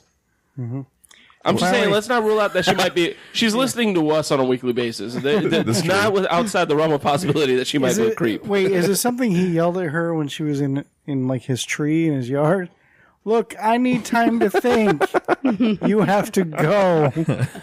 Yeah, that sounds like the very, very easy way to let someone like, hey, no. Yeah. Yeah. Joking aside, Patty, I apologize, but it's But Patty, you're 18. There are plenty of fish in the sea. Yeah, don't focus too hard on it that young. You don't need to get married right out of high school. No, you go find a guy and date him, and then tell him you're afraid and confused and need time to think. Yeah, you beat me to it. I was going to be like, stop trying to get married. Yeah, Go have fun. You're young. Your boobs are still like up. Wait, you're young, you're in your teens. This is the time where you should be experimenting with drugs and fucking men, fucking women. Exactly. You're in your early 20s. It's the time of your life. Go have fun. Our boobs are still perky, though, aren't they, Tack? Well, mine sag a little bit. Oh, okay. Only when I bounce. All right. Number 2 is from Elizabeth in Florida. What are some sexy Halloween costumes that guys love? All of them that are sexy. Anything on the anything on the tag that says sexy blank, you're good. Sexy nun, sexy vampire, sexy. For anyone, any woman, no matter what. Oh well, hang on a minute, Nick. Hang on. Now it's got to be appropriate. So if you're a bigger girl, if you want to go sexy, that's fine. But you don't want to wear the very very revealing clothes. You want to wear tight or send a different message. You can accentuate your good parts. Absolutely right. Like your boobies. It's good advice. Yes, absolutely. So the question is, what do guys like? Which outfits do guys like? What are the sexy ones they love? Everybody's different, man, on this. All right, Adam, what are the ones you like? See if I can remember them all. So I like sexy devil. I like sexy green outfit that I don't remember what it was. I like sexy go-go dancer with white boots. I like, what else did you wear? By the way, listener, she's describing everything, or he's describing everything that Andrea's worn just today. Yeah. Yeah, everybody's different. So some people like the, leather outfits on somebody. Some people like pigtails, for example. All right, what about like too much of each? Should it be like shorter or more cleavage? Are both of those too much? Should you just have one or the other? Jay, I feel like we don't need to be here for this one. I feel like we're just No, I'm gonna wear what I want. We're both third wheels. Every guy's different though, so I know what he likes, just nothing. To me, is shorter, yes. Lots of cleavage, yes. In fact, boobs out's even better. But naked. That's the best outfit. Tack? Does it really matter? My little puppy is passed out on you. He looks like a human. I know, he's like my little buddy. With his little t-shirt on. Look at him. Jay, what's sexy for you? You didn't even let Tack answer. You said Tack, and then you talked about the dog. Tack pretty much like what he said. Well, obviously, naked. What you said, accentuate your positives. But yeah, like sexy anything is always good. But it all depends too. Like, you don't necessarily want your girl dressing like that in public, or at least I don't really. He does. Well, yeah, Adam does, it. but yeah. But if it's just for you, like at home, well, yeah. Why'd you look at me when you did that? That's a little freaky, man. You guys were upstairs for quite a long time. I had to come find you earlier. That's true. Yeah, that was kind of creepy. Jay, I don't give a shit. I really don't care, to be honest with you. He doesn't like girls. No, I do. I do. Speaking of that, he doesn't like sexy girls. Going? No, okay, sorry. You like sexy girls. It's not that. It's that I grew up in an environment where women were revealing shit every day. So Halloween isn't anything special. You just have like horns on your head, as opposed. That's the same dress you wore to the club last week. But there's horns added. Yeah, but that's it. That doesn't make it a sexy costume. Does that make you horny? The same outfit you wore last week with horns on it. Does that make you horny? No, it doesn't. You see what I did there? I'm desensitized. Nice. I see what you did. See, I could do stand up. I'm desensitized. Like you want to impress me? You want to turn my head on Halloween, ladies? Dress up like an actual nun. I tried. Dress up and put on a burqa. He would not let me. Adam wouldn't let me. Like, every outfit I picked out that covered everything, he's like, no. Like, you want to something sexy is something that draws attention. You want to draw attention? Dress up like something that isn't sexy. Drawing attention. You're going to be switching outfits every 5 minutes. You know who at the Halloween party? You know who caught my attention the most? Your friend Amber, the one who was dressed up like Yes We Can. She'll love to hear that. She was the only one that wasn't dressed like not a whore. I don't want to say that, but she was the only one that wasn't dressed like a slutty something. I was like, hey, awesome. That's an actual. You put thought into that. Good job. I mean, you bring up a good point because I find the sense of humor the sexiest trait any woman can have, and if Yeah, if you're shooting more for comedy and not necessarily sexy, yeah, maybe not. But if it's more for comedy's sake, that's pretty sexy to me. All right. All right. Let's see. Number 3. Whitney in Texas. What is the biggest lie you ever told? Oh. I still can't cop to it. Plead the fifth. Biggest Wow, lie? it's quiet. Oh, that's difficult. That's weird. Maybe it's not. I have to just remember a lie because I can't think of one. Is this one of those Does that sound good, guys? where me and Jay don't count? This is just for Adam? This question was submitted by Andrea in Florida. I know all the lies he's told.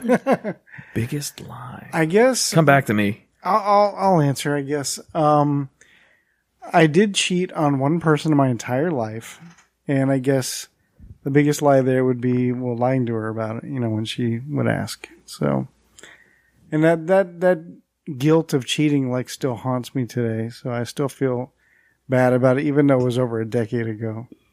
So I guess that would be it. Oh no! I'm not opening that closet. No.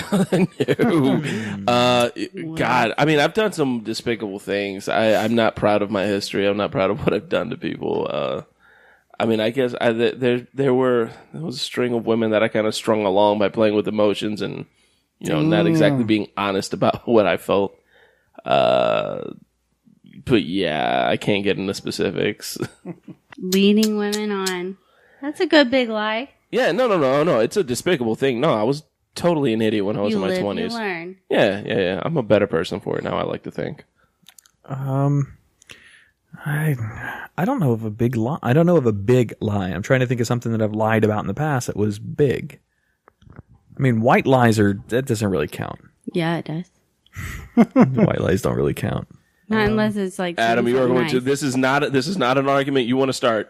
That's true. You're right. You're absolutely right about There's no arguments in the diary. I don't know. Move on. I'll remember before the end of the show. Unless you know of one. If you know of one that I've lied about, then what?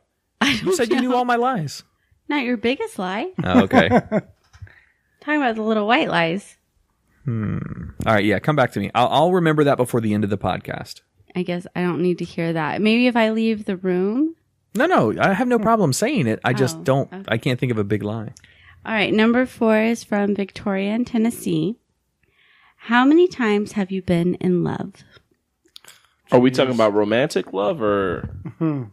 I mean, because if we're counting kids, then I've got a shit ton of kids in my family. I love it. Like every time I meet a new kid, like new niece, new nephew, it's like that's Yeah. love them. I think this is in love. Oh, okay, like Yeah, romantic It's love. love. All right. Let's see. Y'all are- Baby, I didn't know what love was until I met you. Good answer. That's number 1. Survey says. It's not very fair for you, is it? I've had, I guess in my life, I've probably had 4 women that I have loved romantically. That's good out of the 150. That's true. That's why I say you don't have to have love to have sex. You don't have to have it. Yes, you can you do. disattach it. No, you can't. So I mean, I can't. both of my ex-wives, a high school girlfriend, and you. That's what I feel I've truly been in love with. But I'm the most, though. Yeah. You're at the top of that list. Right. My turn? That was my biggest geez. lie right there. No, I'm just kidding. Just kidding. What you guys don't know is that I'm standing up saluting Adam right now. Like that was fucking great. There's a tear I don't rolling think down my he's cheek. good to have around you. But why? He's not a bad influence on me. He's a very bad influence. I didn't on tell you. him to do that. I just He supported just- his decision to do so. He pulls the comedy out of Exactly. us. That's all. You need to hang out with Tack. He's a prince. Tack never shows up. He stands me up all the time. What? Oh, we had a party this last weekend, Tack. Did you? Oh, sorry. Go ahead. Okay, so yeah, there's times in relationships. Well, okay, as far as women or girls, whatever, that I've said I love you to was probably Most of them. no. God no. God no. I'm not necessarily the one that rushes into the I love yous. It's only happened just a couple of times in my entire life, but most quickly probably with Holly right now. But that is it's very justified, So, but But I've been with girls like almost a year and never said it. It's just. But probably girls I've said it to is probably maybe 4. I think 4. Yeah, I think so. All right. So, but Holly, like you said, is probably like the most I've felt that kind of love connection with. So It seems like when you're in love, it should last longer than a few months. You should feel it longer. well, yeah. So usually any guys I thought I loved, then that was over in a few months and I was over it. I was like, okay, now I need to go find someone to love. So I knew that wasn't real. But it's been almost 10 months to Adam and I can still look at him like the very first day and I'm in love all over again. All right, Tack, this is where we leave again. We're about to take our clothes off. All right. Wait, no, you didn't get Jay's number. God damn it. Yes, I did. Did you say how many you loved, Jay? No. Dick. I was hoping we just roll past this one. You didn't talk about girls? No, I absolutely did not. You were just elaborating on Adam's talk. Yeah, that's all I was doing. Oh, I was Shit. skipping him. I didn't like the way he talked. Number 5. Go ahead. I'm totally cool with that. He's from Miami. He's going to cut you. No, He's from Miami. They don't fall in love. so my answer is 0. Really? That's honestly? You know what? I used to. I think I mentioned it on the show once or twice already. I was sober for a while. I jumped back on the wagon, but it's a whole different life situation now. Yeah, back before, I didn't really know what love was. You know what I mean? But now that I'm on a whole different plane of thinking, and I actually know what loving myself means, I thought I was in love twice. But looking back at it now, knowing what I know, no, I've never. Yeah, all right. I know what I'm looking for now. It's a whole different ballgame, but Yeah. That's fair. Yeah, I've learned a lot from all 0. my failed relationships. I've learned a lot. That's how I feel too. Because I love the idea of falling in love for so many years. Yeah. I thought everything was that. I was just massively codependent. So that was my idea of love was already twisted and jaded. So I've been single, ladies. No, I've been single now for 5 years. So there's a lot of, I've dated here and there little by little, but nothing serious. And now the more I've gotten to know about myself, the more I've changed my definition of what love is. That's super deep. Looking back at it, my answer is 0. And sorry, ladies, to some of you that are listening to this. That was a super deep answer. He loved me. Yeah, sorry. Yeah, I didn't know what that was. Nope, I'm right there with you. Does that go over for my biggest lie? Does that work too? Does that tie in? You told a woman. I didn't know I was lying at the time. I thought I did. Wait a minute. I told a woman I love her just to sleep with. No, I didn't actually. I feel like that's the thing most guys do. I believe you. I didn't. I've never done that. I thought I knew what love was, and I didn't really know until I met Adam. Oh. But it took a lot of years of learning and getting hurt and going through a lot and thinking I was and not knowing. And yeah, now for me to fall in love, it's going to take. If you can love someone who treats you like shit, yeah, then you can definitely love someone who treats you like a princess. Yeah, for me to fall in love with a woman, she's going to have to do something give you way out of really it. good head. No, dress up like an actual nun for Halloween. He wouldn't let me wear an actual nun one. He wanted the slutty nun. Of course I did. I'm not paying for a slutty outfit. I've got enough costumes in my own room. Just play with what I got. All right, number 6, Linden, Florida. Do guys notice when you put on 5 to 10 pounds? No, Not usually. Easily not. No. No? Well, that was easy. No, it's got. So if. No, the answer is no. There's no scenario I think that I can create where a guy's going to notice that. Not unless so he's if she loses 5 to 10 pounds, would you notice? very rarely. No, it's got to What be. does it got to be? Especially if you see her she every single gained day. 50 pounds?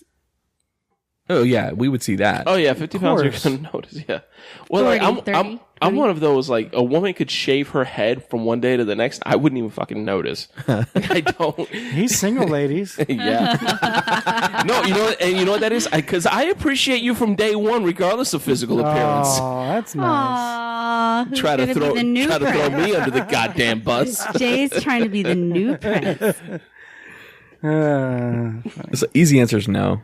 It's just guys, unless they're narcissistic type of guys, then those types of images are not going to matter to them. Yeah, 5 to 10 pounds. Like if a guy points out to a woman that, hey, you put on 5 to 10 pounds, either A, he's your personal trainer, in which That would case make you're sense, paying yes. him to notice that, Yes. or he's just an asshole. Why Yeah. would you say Yes. that? Like my ex-boyfriend told my mom's boyfriend that he would stay with me and love me if I lost 20 pounds. Wow. Isn't that sweet? Oh yeah, so sweet. So she left him and lost the weight for me, right? Actually, yeah, I did, huh? There you go. Good on you. All right. I actually got a compliment from her ex-boyfriend. It was He weird. did. Yeah, he said Andrea's actually stepped her game up a little bit. She moved up in her status. He told Tony and they were working that I upgraded. Yeah, thought that was really nice. He's a nice guy. I don't hold ill will towards him, other than the stories I've heard from her. Well, he's never done anything wrong to me, personally. He cuts my grass just fine. All right, now moving on. Number 7, Angela in California wants to know, why does my guy get defensive when I tell him he hurt my feelings? So sick of hearing passive aggressive saying how I feel. So sick of hearing passive aggressive for saying how I feel. Okay. I have a whole topic on this. All right. Are you guys ready? Buckle up. It's going to be a minute. Do I need to set some theme music again? No. First of all, I'm like holding your dog up so he can be comfortable. Aw. If I let him go, he's going to flop all the way down. But anyway, okay, so here's what in a relationship, both parties have to be approachable, which means, like, let's say Adam says something to you, Andrea, that kind of hurt your feelings. And maybe he didn't know it, or maybe whatever. So then you go to him, Adam, what you said yesterday kind of hurt my feelings. I feel like Tak's actually talking to me about something right now. And then, How do you know? so, and if he goes, what did I say? And then you tell him and he goes, like, that pissed you off or that bothered you? Stop being a pussy, and then walks away.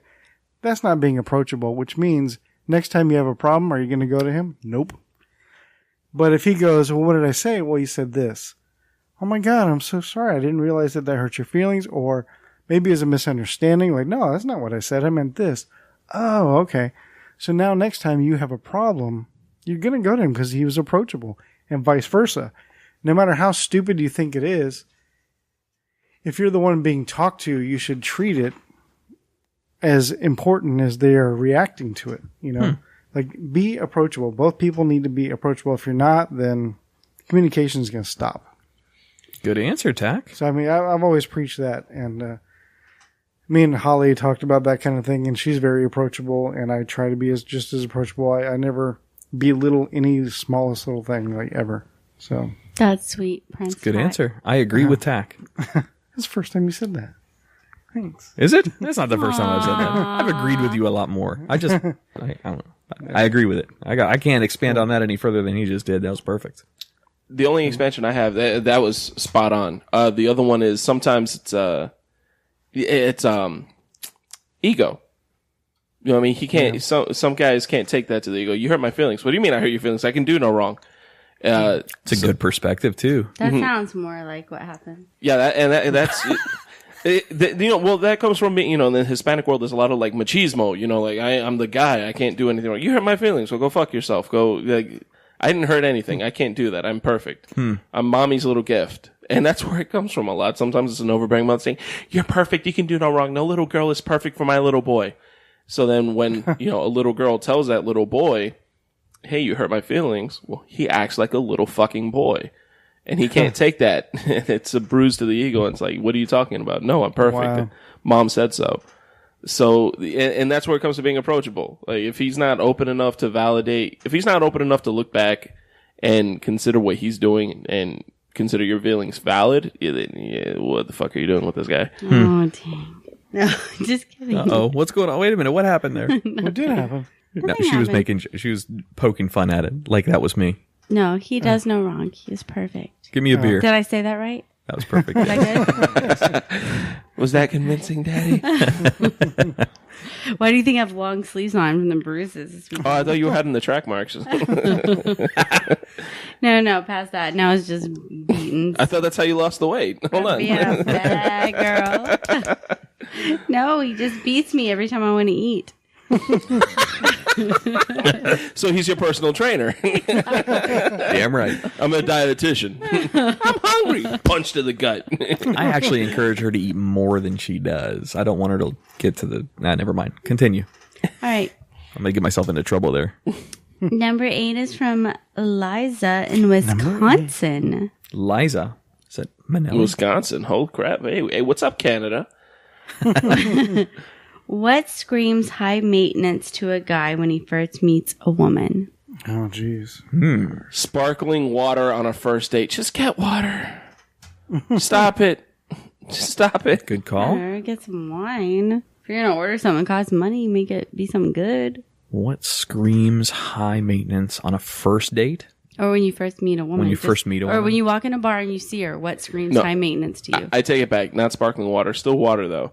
When you start asking what kinds of bottled water do you carry? And when it's something that's below your status, you just totally... What do you mean it's Evian? Like, it's either Voss or Fiji. Like, oh, fuck you. Actually, No, it's water. I just want the free tap water. Jay, you kind of nailed it there. The water was a good example of something else that the girls that I would perceive as high maintenance when I first see them is just an overall bitchy attitude about anything. It could be any topic. If they have that kind of attitude and they treat people disrespectfully, immediately it's a turnoff, and I think they're going to be high maintenance. 100%. You can tell anything you Nailed want to tell it. about a person by how they treat service staff. Nailed it. But see, I've been in bars and then I've had guys not approach me and I've heard because they think I'm high maintenance. I don't know what I do. Oh, You're that's a sweet girl though, so that doesn't. That's just guys being intimidated. That's all that means. Yeah, that very likely could be that too. It doesn't make any sense. No. Yeah, because we're guys. Yeah. Oh, For the most part, we're clearing that up. understand, for the most part, when a guy is considering approaching a girl at a bar, if the majority of guys are nervous when they go into that situation, they're nervous on their approach. So when you are nervous, you usually try to shoot for something that's easy, that you know is a sure thing. And if you're a very, very good looking girl that's very unapproachable from just appearance, a guy is unlikely to talk to that good looking of a girl.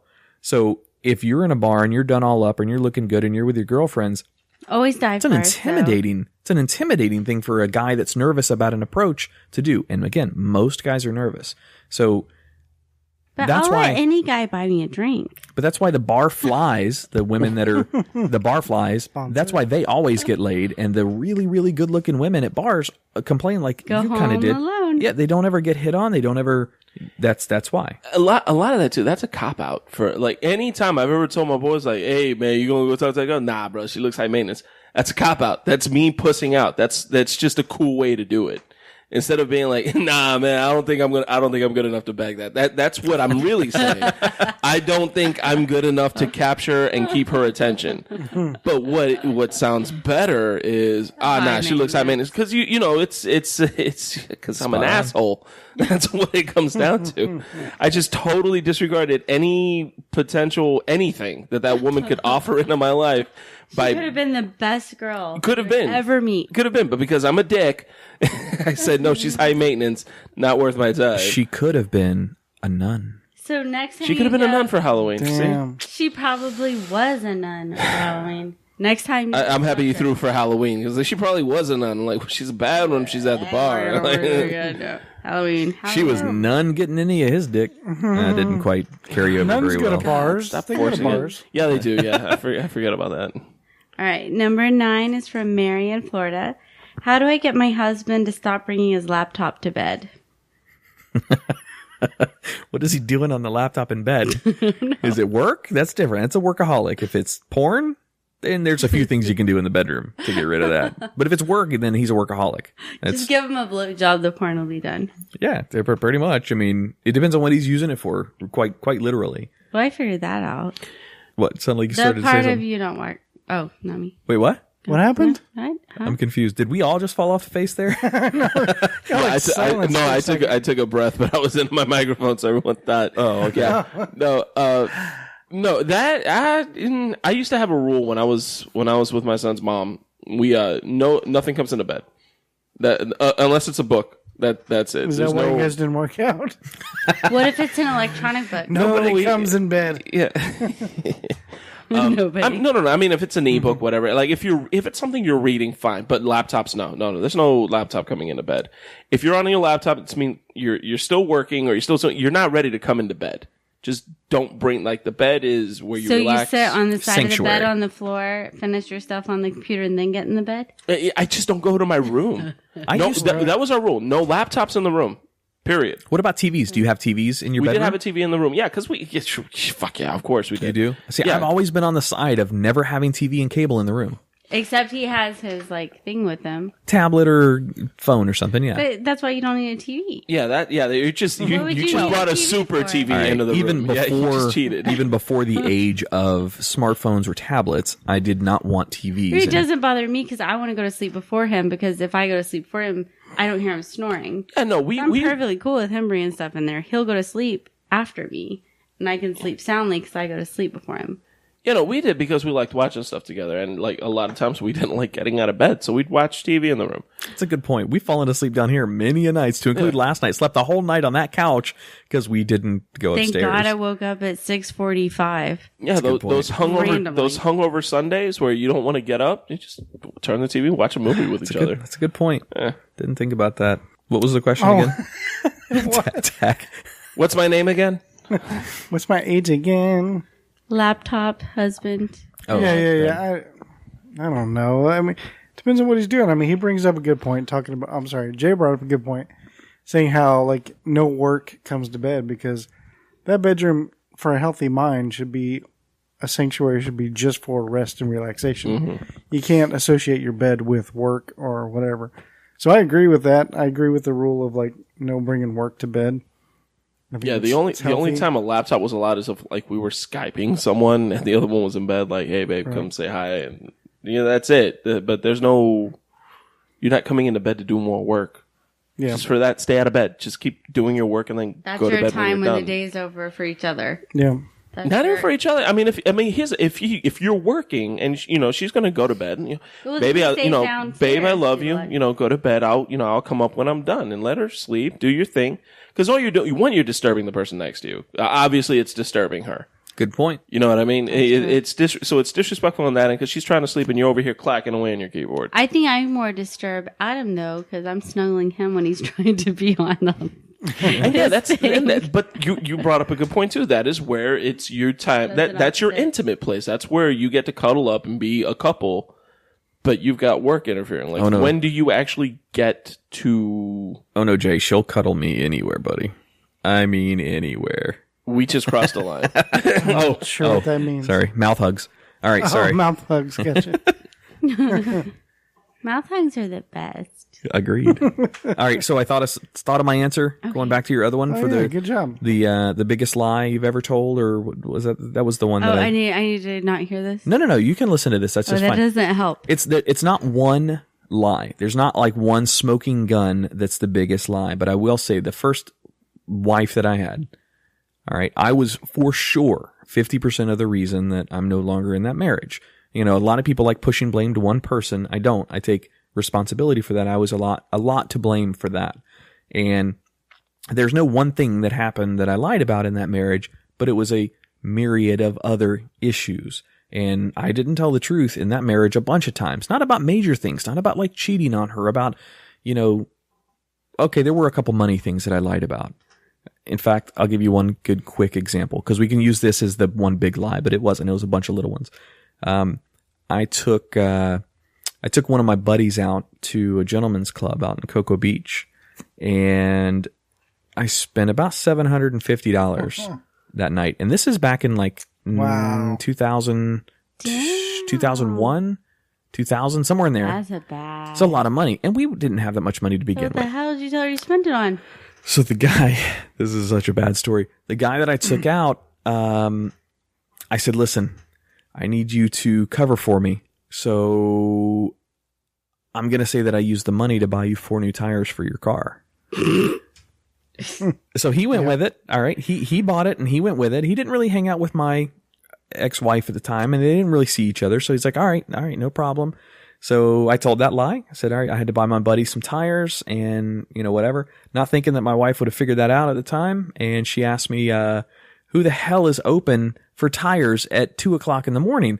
Because that's when the withdrawal came out of our account. Walmart. That's exactly what I told her. I told her Walmart. And the tire center was closed at like 9. But then my boy comes over like 3 months later to hang out at the house for football, watching some Needed tires. Oh no, she called me out on it. She's like, hey, John. His name was not John, but she said, hey, John, why don't you come outside with me real quick? So they go outside and I'm in some, what the fuck is going on? I'm like, tires. His tires were bald as motherfuckers. You could not have put that much balding on a tire in 3 months' time. Yeah, I got busted big time for that. She held on to that for 3 months, man. Yes, she did. She holds a grudge. My son's 13. My arms are getting tired from holding all these grudges. Yeah, no, that marriage was just not. We should have never been married. That's it was what your just not, parents said. Yeah, it was just not the right type of girl. All right, sorry. I didn't mean to interrupt your next number, but I remembered it. Our last one is from Avery in Florida. Do guys talk or compare their sex lives with their guy friends? Have you not heard the Donald Trump tape? He walks up and he grabs him by the pussies because that's a gentlemanly thing to do. As long as you kiss it first. Intimate details, probably not. At least not in the circle of friends that I've had. What are intimate details? Like getting detailed about the experience, getting describing it, and then let's do a little bit of improv here. Okay. Hey, yay! Tack, Finally. Yay! Nice to see you again, dude. How you been? Yeah, man. How are you? Oh, I like it when he's a girl, though. Well, this is my boy, though. Yeah, It's this All is right, all right. boys my boy. talking. So, Tack, dude, you won't believe what my girl did for me last night. What'd she do? Dude, she bought these candles, these lavender candles, and she lit them when I got home, and it smelled so good. And there were rose petals, individual rose petals going up the stairs, and I followed the trail of rose petals and walked into my room, and there she was. And she was wearing, I think you've seen that cute little like red nightie that I showed you once before when you were over here when she wasn't looking. I showed you that nightie she had. She was. Yo, get to the fucking part. That's where I would have stopped at that point. Guys Yeah. don't do that. They'll just be like, yo, dude, I had the best sex I've ever had. Yeah, last that's it. night." I would have stopped. honestly, in a real conversation, I would have stopped you at the rose petals on the stage. Hey, yo, what the fuck? Hey, get to the fucking part. Yeah, exactly. I thought it was a great story. That's right. Yeah, you did. Yes, girls do. Maybe Tack does do, but girls. I was enjoying it. No, I was a bit like lost. I was waiting for where's this going. Like, if a guy's coming up to me and telling me all that detail, I'm thinking he wants to blow me. That would be intimate details. I was going to make a joke saying, yeah, I remember that you showed it to me. You didn't have to be wearing it when you showed it to me. Good prop, Tack. Yeah. I got cut off by Jay, just as I was about to say. It was good. It was perfect though, because that's what a normal guy would say. Normal guys don't. I was waiting for. See, Ron would enjoy the details. Ron There's would. not like a damn, her pussy was fine. No, I'll do. No, I've done that. I have done that before. Like, I don't typically get that into it because there's a kiss and tell aspect of it still, even though you are telling. But no, there was this one girl I remember. She was like, "What's the term? Beef curtains? Is that the is that the term? Snagglepuss. Gross. Yeah, no, but I mean, like, dude, this was like bat wings, like holy, like wow, shit. And, yeah, and That's cool for other guys to hear, though. so that was one of those like, hey, guy, and it was like I was describing it, but it was more advice because I didn't know what I was doing with that. It was like What'd more. you do with that? I wouldn't know what to do with that. I didn't know if you were supposed to like chew it like fat or something. Like I didn't know. It's like beef jerky. Yeah, like what are you supposed to do? There's a lot of extra stuff down there. Yeah, So I got really like there was that one opportunity. Hit it like a boxing Like, thing. like a speed bag. I'm like Tyson. Like, hey, what's this? Oh, that's your clitoris. Angela. So there was that one instant where I got really descriptive with what was going on down there. Just because I was looking for anyone who had been in that Know what situation. to Like, do with yo, it. That what was do a I do shock with story. this? Yeah. Yeah, outside of that, like, yo, describe her tits. Yo, they were big, son. That's it. That's all they need. Yo, they were big. Yo, they were like, yo, they were soft, bro. Her nipples stay hard forever. And that's it. All guys do to talk about cup size is more than a handful or not. That's it. That's all you gotta do. That's pretty nailing it right there. Yeah. But there's so many different We don't know nipples, sizes. I don't know colors. sizes. Yo, she like getting choked. That's it. That is the most we go in with. Yeah. Guys do not. Yeah, girls are way more fun. And typically we don't talk about sexual assault pretty openly. Like if I walked up to a random woman and grabbed her by the pussy, I wouldn't be saying that. I wouldn't be saying that to some random dude. We talk everything details. Everyone knows a lot of details. I think everyone at my work knows everything about Adam's penis. Wow. Sweet. I mean, I hope you were talking good about it. That explains why some ex-girlfriends have friends that look at me weird. Like that knowing look, like I know I knew your dick something. bends to the right. Banana boy. like when somebody asks you like, hey, how's it hanging? You know, the response, oh, a little to the left. Like, not from what I hear. Like, what? Well, I had an ex-boyfriend actually painted his penis on a canvas, so everyone got to see it. Wow. Wait a minute, what? Huh? He painted, like, did he trace it like I used to do with my hand to make a turkey in 5th grade? Yeah, I'm not I understanding the painted it. physicality. Oh, of you this. painted it. I thought you said he painted it. No, I painted Well, I it. thought he said he did too. Okay. No, I painted it. Oh, that's cool. I thought he painted a selfie. But Yeah, How gracious were you with your representation of it? that's pretty good. Okay. Good job, I thought. It's so sinewy. Penis art. Penis art is fun. part is what it's called. Part. Have you seen this photographer that she makes dioramas out of penis? Like she'll dress it up in like a little tuxedo and put a little bow tie and a top hat on it. That sounds adorable. They did that for an HBO Real Sex one time. Yes, I think it's Is the that where you same. saw I it? think it's the same chick. Yeah, Yeah, she that has was fucking awesome. she's up on like Instagram and Twitter and it's whimsical. Wait, these are new episodes of Real Sex? I don't know Every if they're new episode episodes. when I This used might have to been watch, 10 years ago from what I remember. I can't You're tell talking you. about Instagram and all that. Yeah, no, this I wasn't guess 10 years that's ago. true. No, this was recent. Like Every the last- episode I used to see of that was looked like it was shot in the 70s. Old swingers or something? Yeah. And they all had bush. I still love that Dave Chappelle sketch where they were making fun of real sex, and she's like, they asked the girl like, "What's the craziest thing you've ever done in bed?" Like, yo, once I let this guy and his homeboy run a train on me in the middle of that. Yeah, and then they look at the guy and he's like, "Let no gangbang over here fuck me without a condom on." He was like, "We're done, son." He walks out. Nice. Oh, nice. All right. Yeah, All right. I always wanted to put my dick in a diorama. Yeah, I think I should immortalize your penis Immortalize it? Wait, Yeah. what does that mean? by painting it. Oh, by painting? I'm in. Do it. I'm in for any of that stuff. Hold on, Tack was about to credit me for the dick in a diorama. I was, but I wanted to wait to see where this was going. I was going to say that's your soundbite in the intro. That's not bad. That's a good one. All right. Is that the end of the Guyry? Yes. Oh, very good Guyry. Thank you for your submissions. If you want to submit a question for the Guyry, either hit us up on Facebook and direct message any one of the cast members, or send us an email to show@livingpodcariously. Give us your age and your location. No, give us your name and your location, and we will.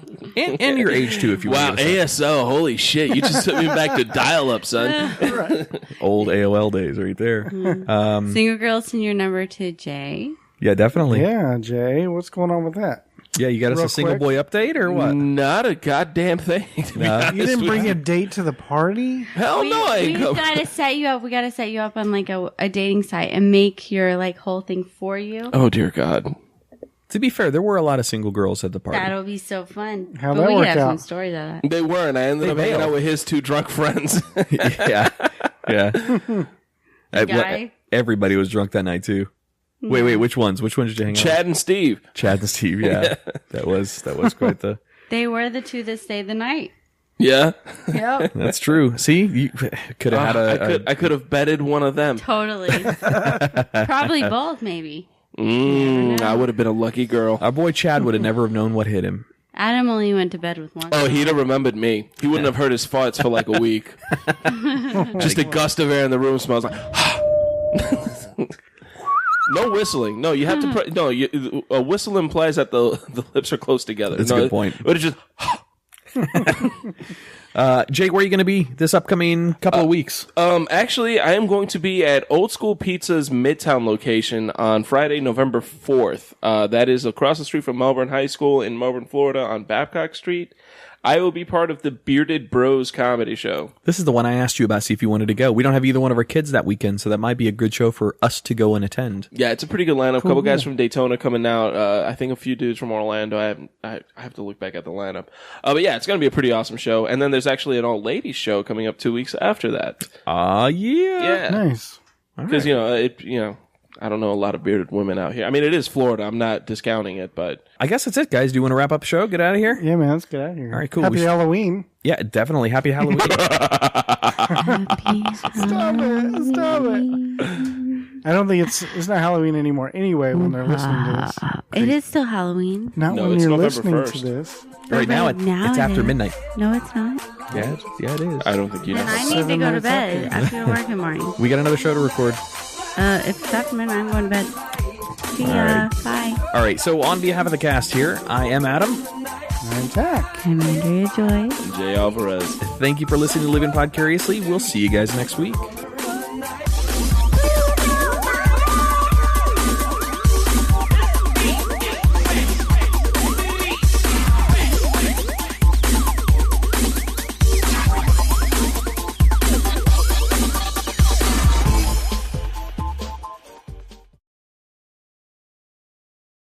Out to decorate for this. She bought strobe light, a fog machine, 2 projections, one that's got skulls, one that's got like a happy Halloween, a ton of those little runner lights, candles that she then drew on, so they had little faces on them and shit, like that one right there. Yeah, pretty But, cool. well, that one right there is mine. She separated mine from all the rest because mine isn't It cool. doesn't go with them. It Those doesn't. are It's a ghost candle with a face on it, but yeah, whatever. He got his own table. It was the special one, just like Alyssa's got the mantle. She bought special. cobweb to put up everywhere. She bought the little LED lights out front. That's fake. I thought like you've been slacking on cleaning or something. I got you. All right. No, even though I work, I'm still a good stay-at-home mom. So that was our first party at this new place, and it didn't go over too me bad. too. It was fun party. I had a I good saw time. pictures of everybody. I saw Jay was dressed as white trash. Yeah, Jay, I was. you take this over, buddy. You got to describe this. Maybe we'll put it up on the Living Podcariously Facebook page or something. But So what had happened was, so I wanted my costume to have layers. So, and I actually planned it out like 2 weeks out. I showed up with a white plastic trash bag with Trump 2016 written on it. I had the closest thing to a trucker's cap I could find. Wearing it. yeah, he was wearing the trash Yeah, bag. I was like a wearing the shirt. trash bag. I cut, holes for my head and arms, like if I was trying out for the wrestling team. Found the closest thing to a white trash trucker's hat I could find. Wrote Trump 2016 on the garbage bag, and that's what I was. I was white trash. But what I was hoping for, the underlying layer is I really wanted to be, that guy that wants to show up to the costume party but always forgets to buy the costume. Yeah, So he just goes into his pantry. That's really what I was. Not really. I mean, I had planned that out for 2 weeks, but if you ask me, what are you dressed up as? I'm dressed up as the guy who forgot to get a costume. It worked. So he improvised white trash. It went over real well. Everyone that showed up, at least that I can remember, everyone that showed up had a costume. I'm pretty sure everyone did. I was me and Jay probably tied for the least elaborate costume. Well, that's what I It's was going to ask because I saw all the pictures, but I never saw a picture of you, Adam. because I was wearing a mask. You didn't recognize him. So I was the anonymous character. So I had a cape and the Guy Fawkes mask. Do you remember V for Vendetta? I never. That's the Guy Fawkes. Anonymous guy. Anonymous, yes. Yeah. So figured in IT, that's kind of an easy costume to do anyway. Gotcha. I'm good. So the only thing was Andrea made me put on black shirt and black pants. I was just going to go jeans and a t-shirt. It looks She's like, no. horrible. At least put a little bit of effort into it. But I took it off about Be dark. 20 minutes into the party. I'm like, I got to do other things. I can't. What did you have on? What? What did you same- change just into? the black outfit I had. I didn't actually change. I just took the cape off. Oh, So, did you guys have the costume contest? Like, Yeah. he didn't include me in that. Well, to be fair, I tried. You were very preoccupied entertaining. I mean, that was But I very won difficult. sexiest award. See my award up there? I had the trophy for sexiest costume. I might be a little biased on that. Self-awarded. or it was rigged. left behind and he So- didn't give it to anyone. We did have who got it was Callie and Jeremy as a couple. Not that they're not a couple, You can but give them every award, though. I didn't. I gave him the best overall with the little gift liquor that we had. Thing to call myself. You see, Neil Patrick Harris are hosting the Tony Awards. Buying a onesie, by the way, from Walmart is not any higher class than going to Spirit Halloween. Let me tell you, we went to 2 of them. Spirit Halloween and Walmart are not sponsors And of Living another Podcasts. Halloween store. That's true. We went to 3, and that's about the lowest denomination of people that we've ever seen in a store. It was brutal. I don't understand. What's wrong? Just with the crowd that was at the Halloween stores when we were shopping. Yeah. We might have just timed it wrong or something, but it was Walmart-ish crowds. It was. When did you go? I don't know. We went. You're asking the guy with a horrible memory. We went on Thursday night and Friday. Oh, okay. Yeah, I imagine that's probably the busiest nights. Yeah, it was busy. I was there on Spirit Store on Saturday. Well, he was going to get a super fancy Wasn't too costume, but crowded. it was $80. I'm like, Adam, really, do we really want to spend $80 on a costume? Hold on. You're going to wear it for one party and be How mu- hot in and take it off. Okay, for one party. Okay, that's fair. Yeah, it I was. was going to ask, how much money did you spend on your costumes, but you're still Nothing. wearing them 3 days later? 0. This came with all the decorations I wanted to buy, and she's like, do you want a devil costume too? I was like, okay, sure. Sweet.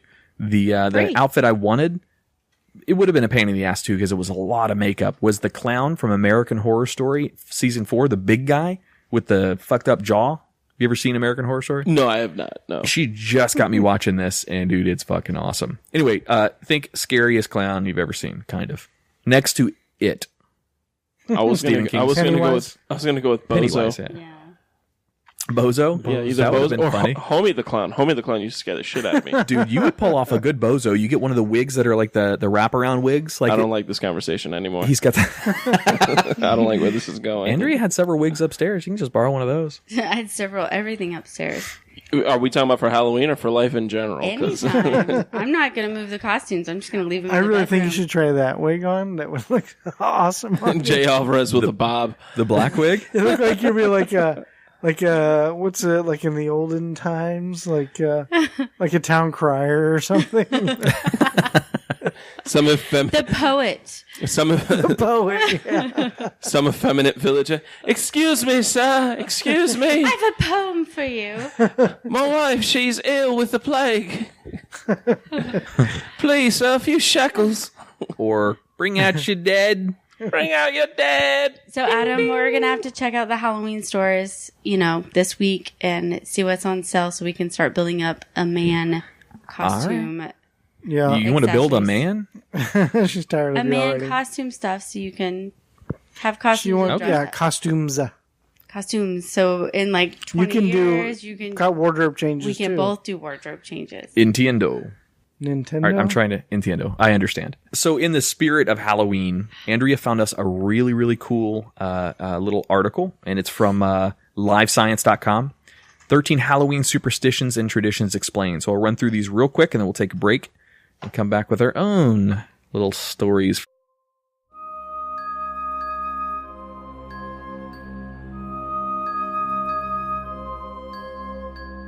You're listening to Living Vicariously,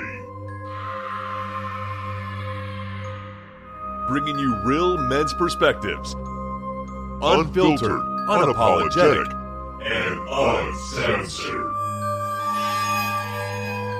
Recorded live in the Living Podcarously studio in world-famous Cocoa Beach, Florida. Happy Halloween. All right, welcome to Living Podcariously. This is our Halloween special. We gotta work on that, guys. Yeah. We're a little Not brutal. very I good. thought that Andrea was brought the good. game, but the rest of us kind of sucked it up a little bit, I think. Yeah. I'm Well, if the there's devil. anything Tag knows about, it's going to be sucking it up. Boom! Right off the bat. Hi-oh! My name's Jay Alvarez. I'll be here all week, folks. So introduce those. I'm Adam, sitting on my left. I'm Tack to the left. I'm the devil. Goddamn devil. In so many ways. Yeah, she's all dressed up for Halloween, buddy. Yeah, she's dressed None up. of us It's are. We funny didn't get that about memo. You know what today is? October 31st. Yeah, It's Halloween. I'm sorry. I grew up Jehovah's Witness. I don't know what that is. The three So of us no are dressed Christmas up. present for Jay. The three of us are dressed up as fat podcasters. That's what we're dressed up as. Oh. You can't dress up as what you already are. Ooh, sick burn. I'm not fat. PHAT. He got Some major you, shade she got coming from me. this half of the room. What's man. going on wait. over there? I don't No, know. you guys misunderstood. I meant fat as in pretty hot and tempting. Oh, shut up. No, you haven't meant that since 1995. I'm the devil. I can do what I want. It's your house. All right, so we've got a really cool episode in store for you guys tonight. Andrea and I hosted a Halloween party. Everybody from the show was invited, but Jay only showed up.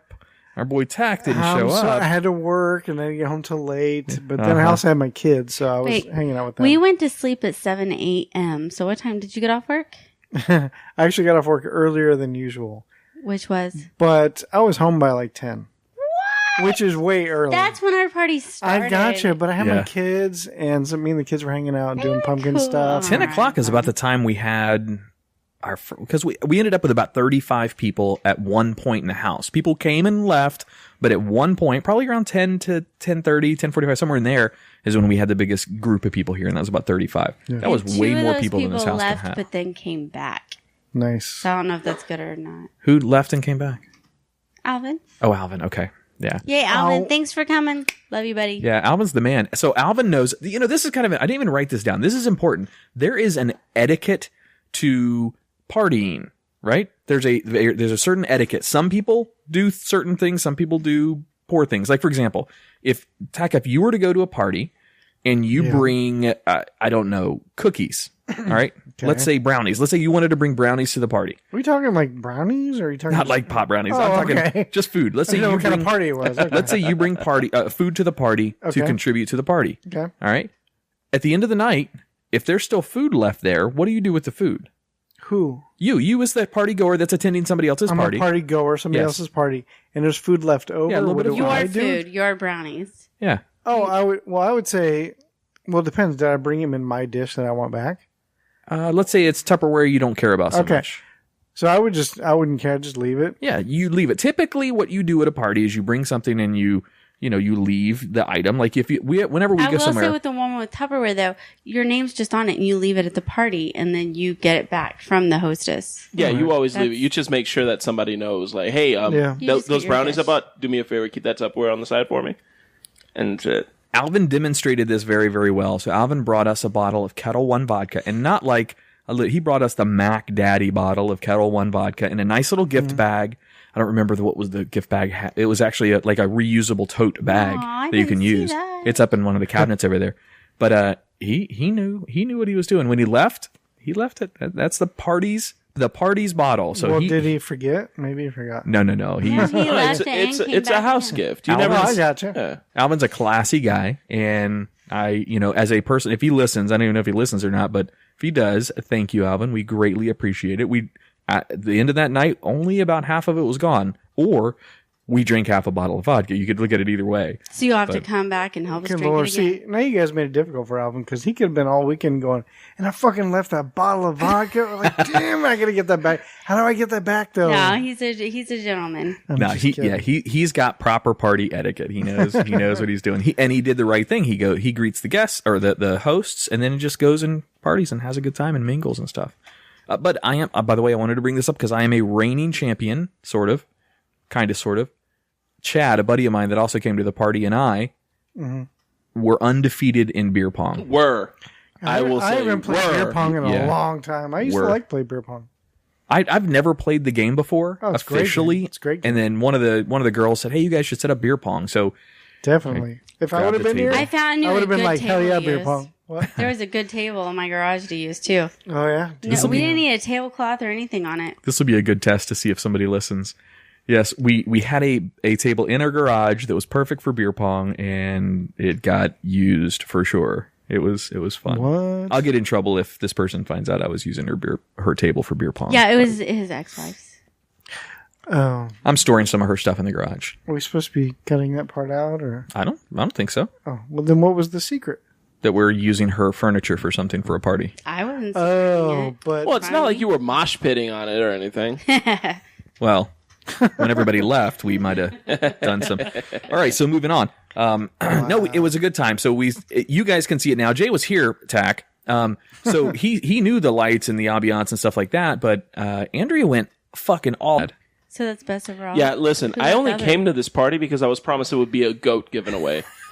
There was no goat. We That's looked. what I was waiting for. We was looked. a We goat. looked. I couldn't find a stuffed goat. I wasn't gonna get a fucking live goat. Forget that. The one on eBay was $60 for a stuffed goat. Yeah, for a goat. Nah, look. I love the people that came to this party, but I'm not gonna have a goat in it. It would have been funny to like rent a goat for the night. Can you rent a goat I'm sure there's a petting zoo somewhere. And try to tell someone they're taking it home. and then bring it in here with a little bell on it and just hand it to Be somebody? like, here, take it home. It's your new goat. Congratulations, you won Billy. We did have a lot of animal lovers, though. They might have actually taken us up on that and taken it home and took care of a goat. That's true.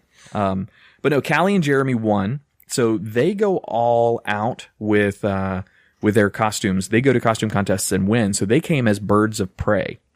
And in some of the pictures, Interesting. you see Callie and Owl Jeremy and a both. crow. They both have these giant wings, and they're real feathers, authentic feathers.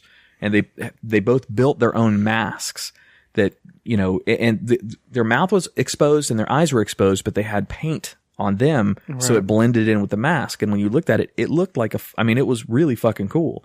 So they won best in show overall. The person who would have been a really, really close runner with them, actually there's two.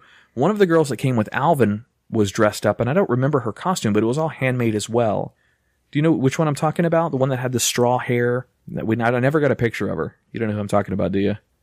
I do. No. She was in and out though. She wasn't here long. Yeah, no. She left with Alvin when they just stopped by, and then they took off, and then he came back, but she never came back. That was an awesome outfit. However, Connor was also the runner-up for the best in show. He came in his full Universal Studios regalia. I don't know if I'm supposed to say Universal Studios or not, but Probably well. not. Probably not. Might have to cut that. Yeah, might have to cut that out. He was decked out in a full I had Assassin's no clue who he Creed. was.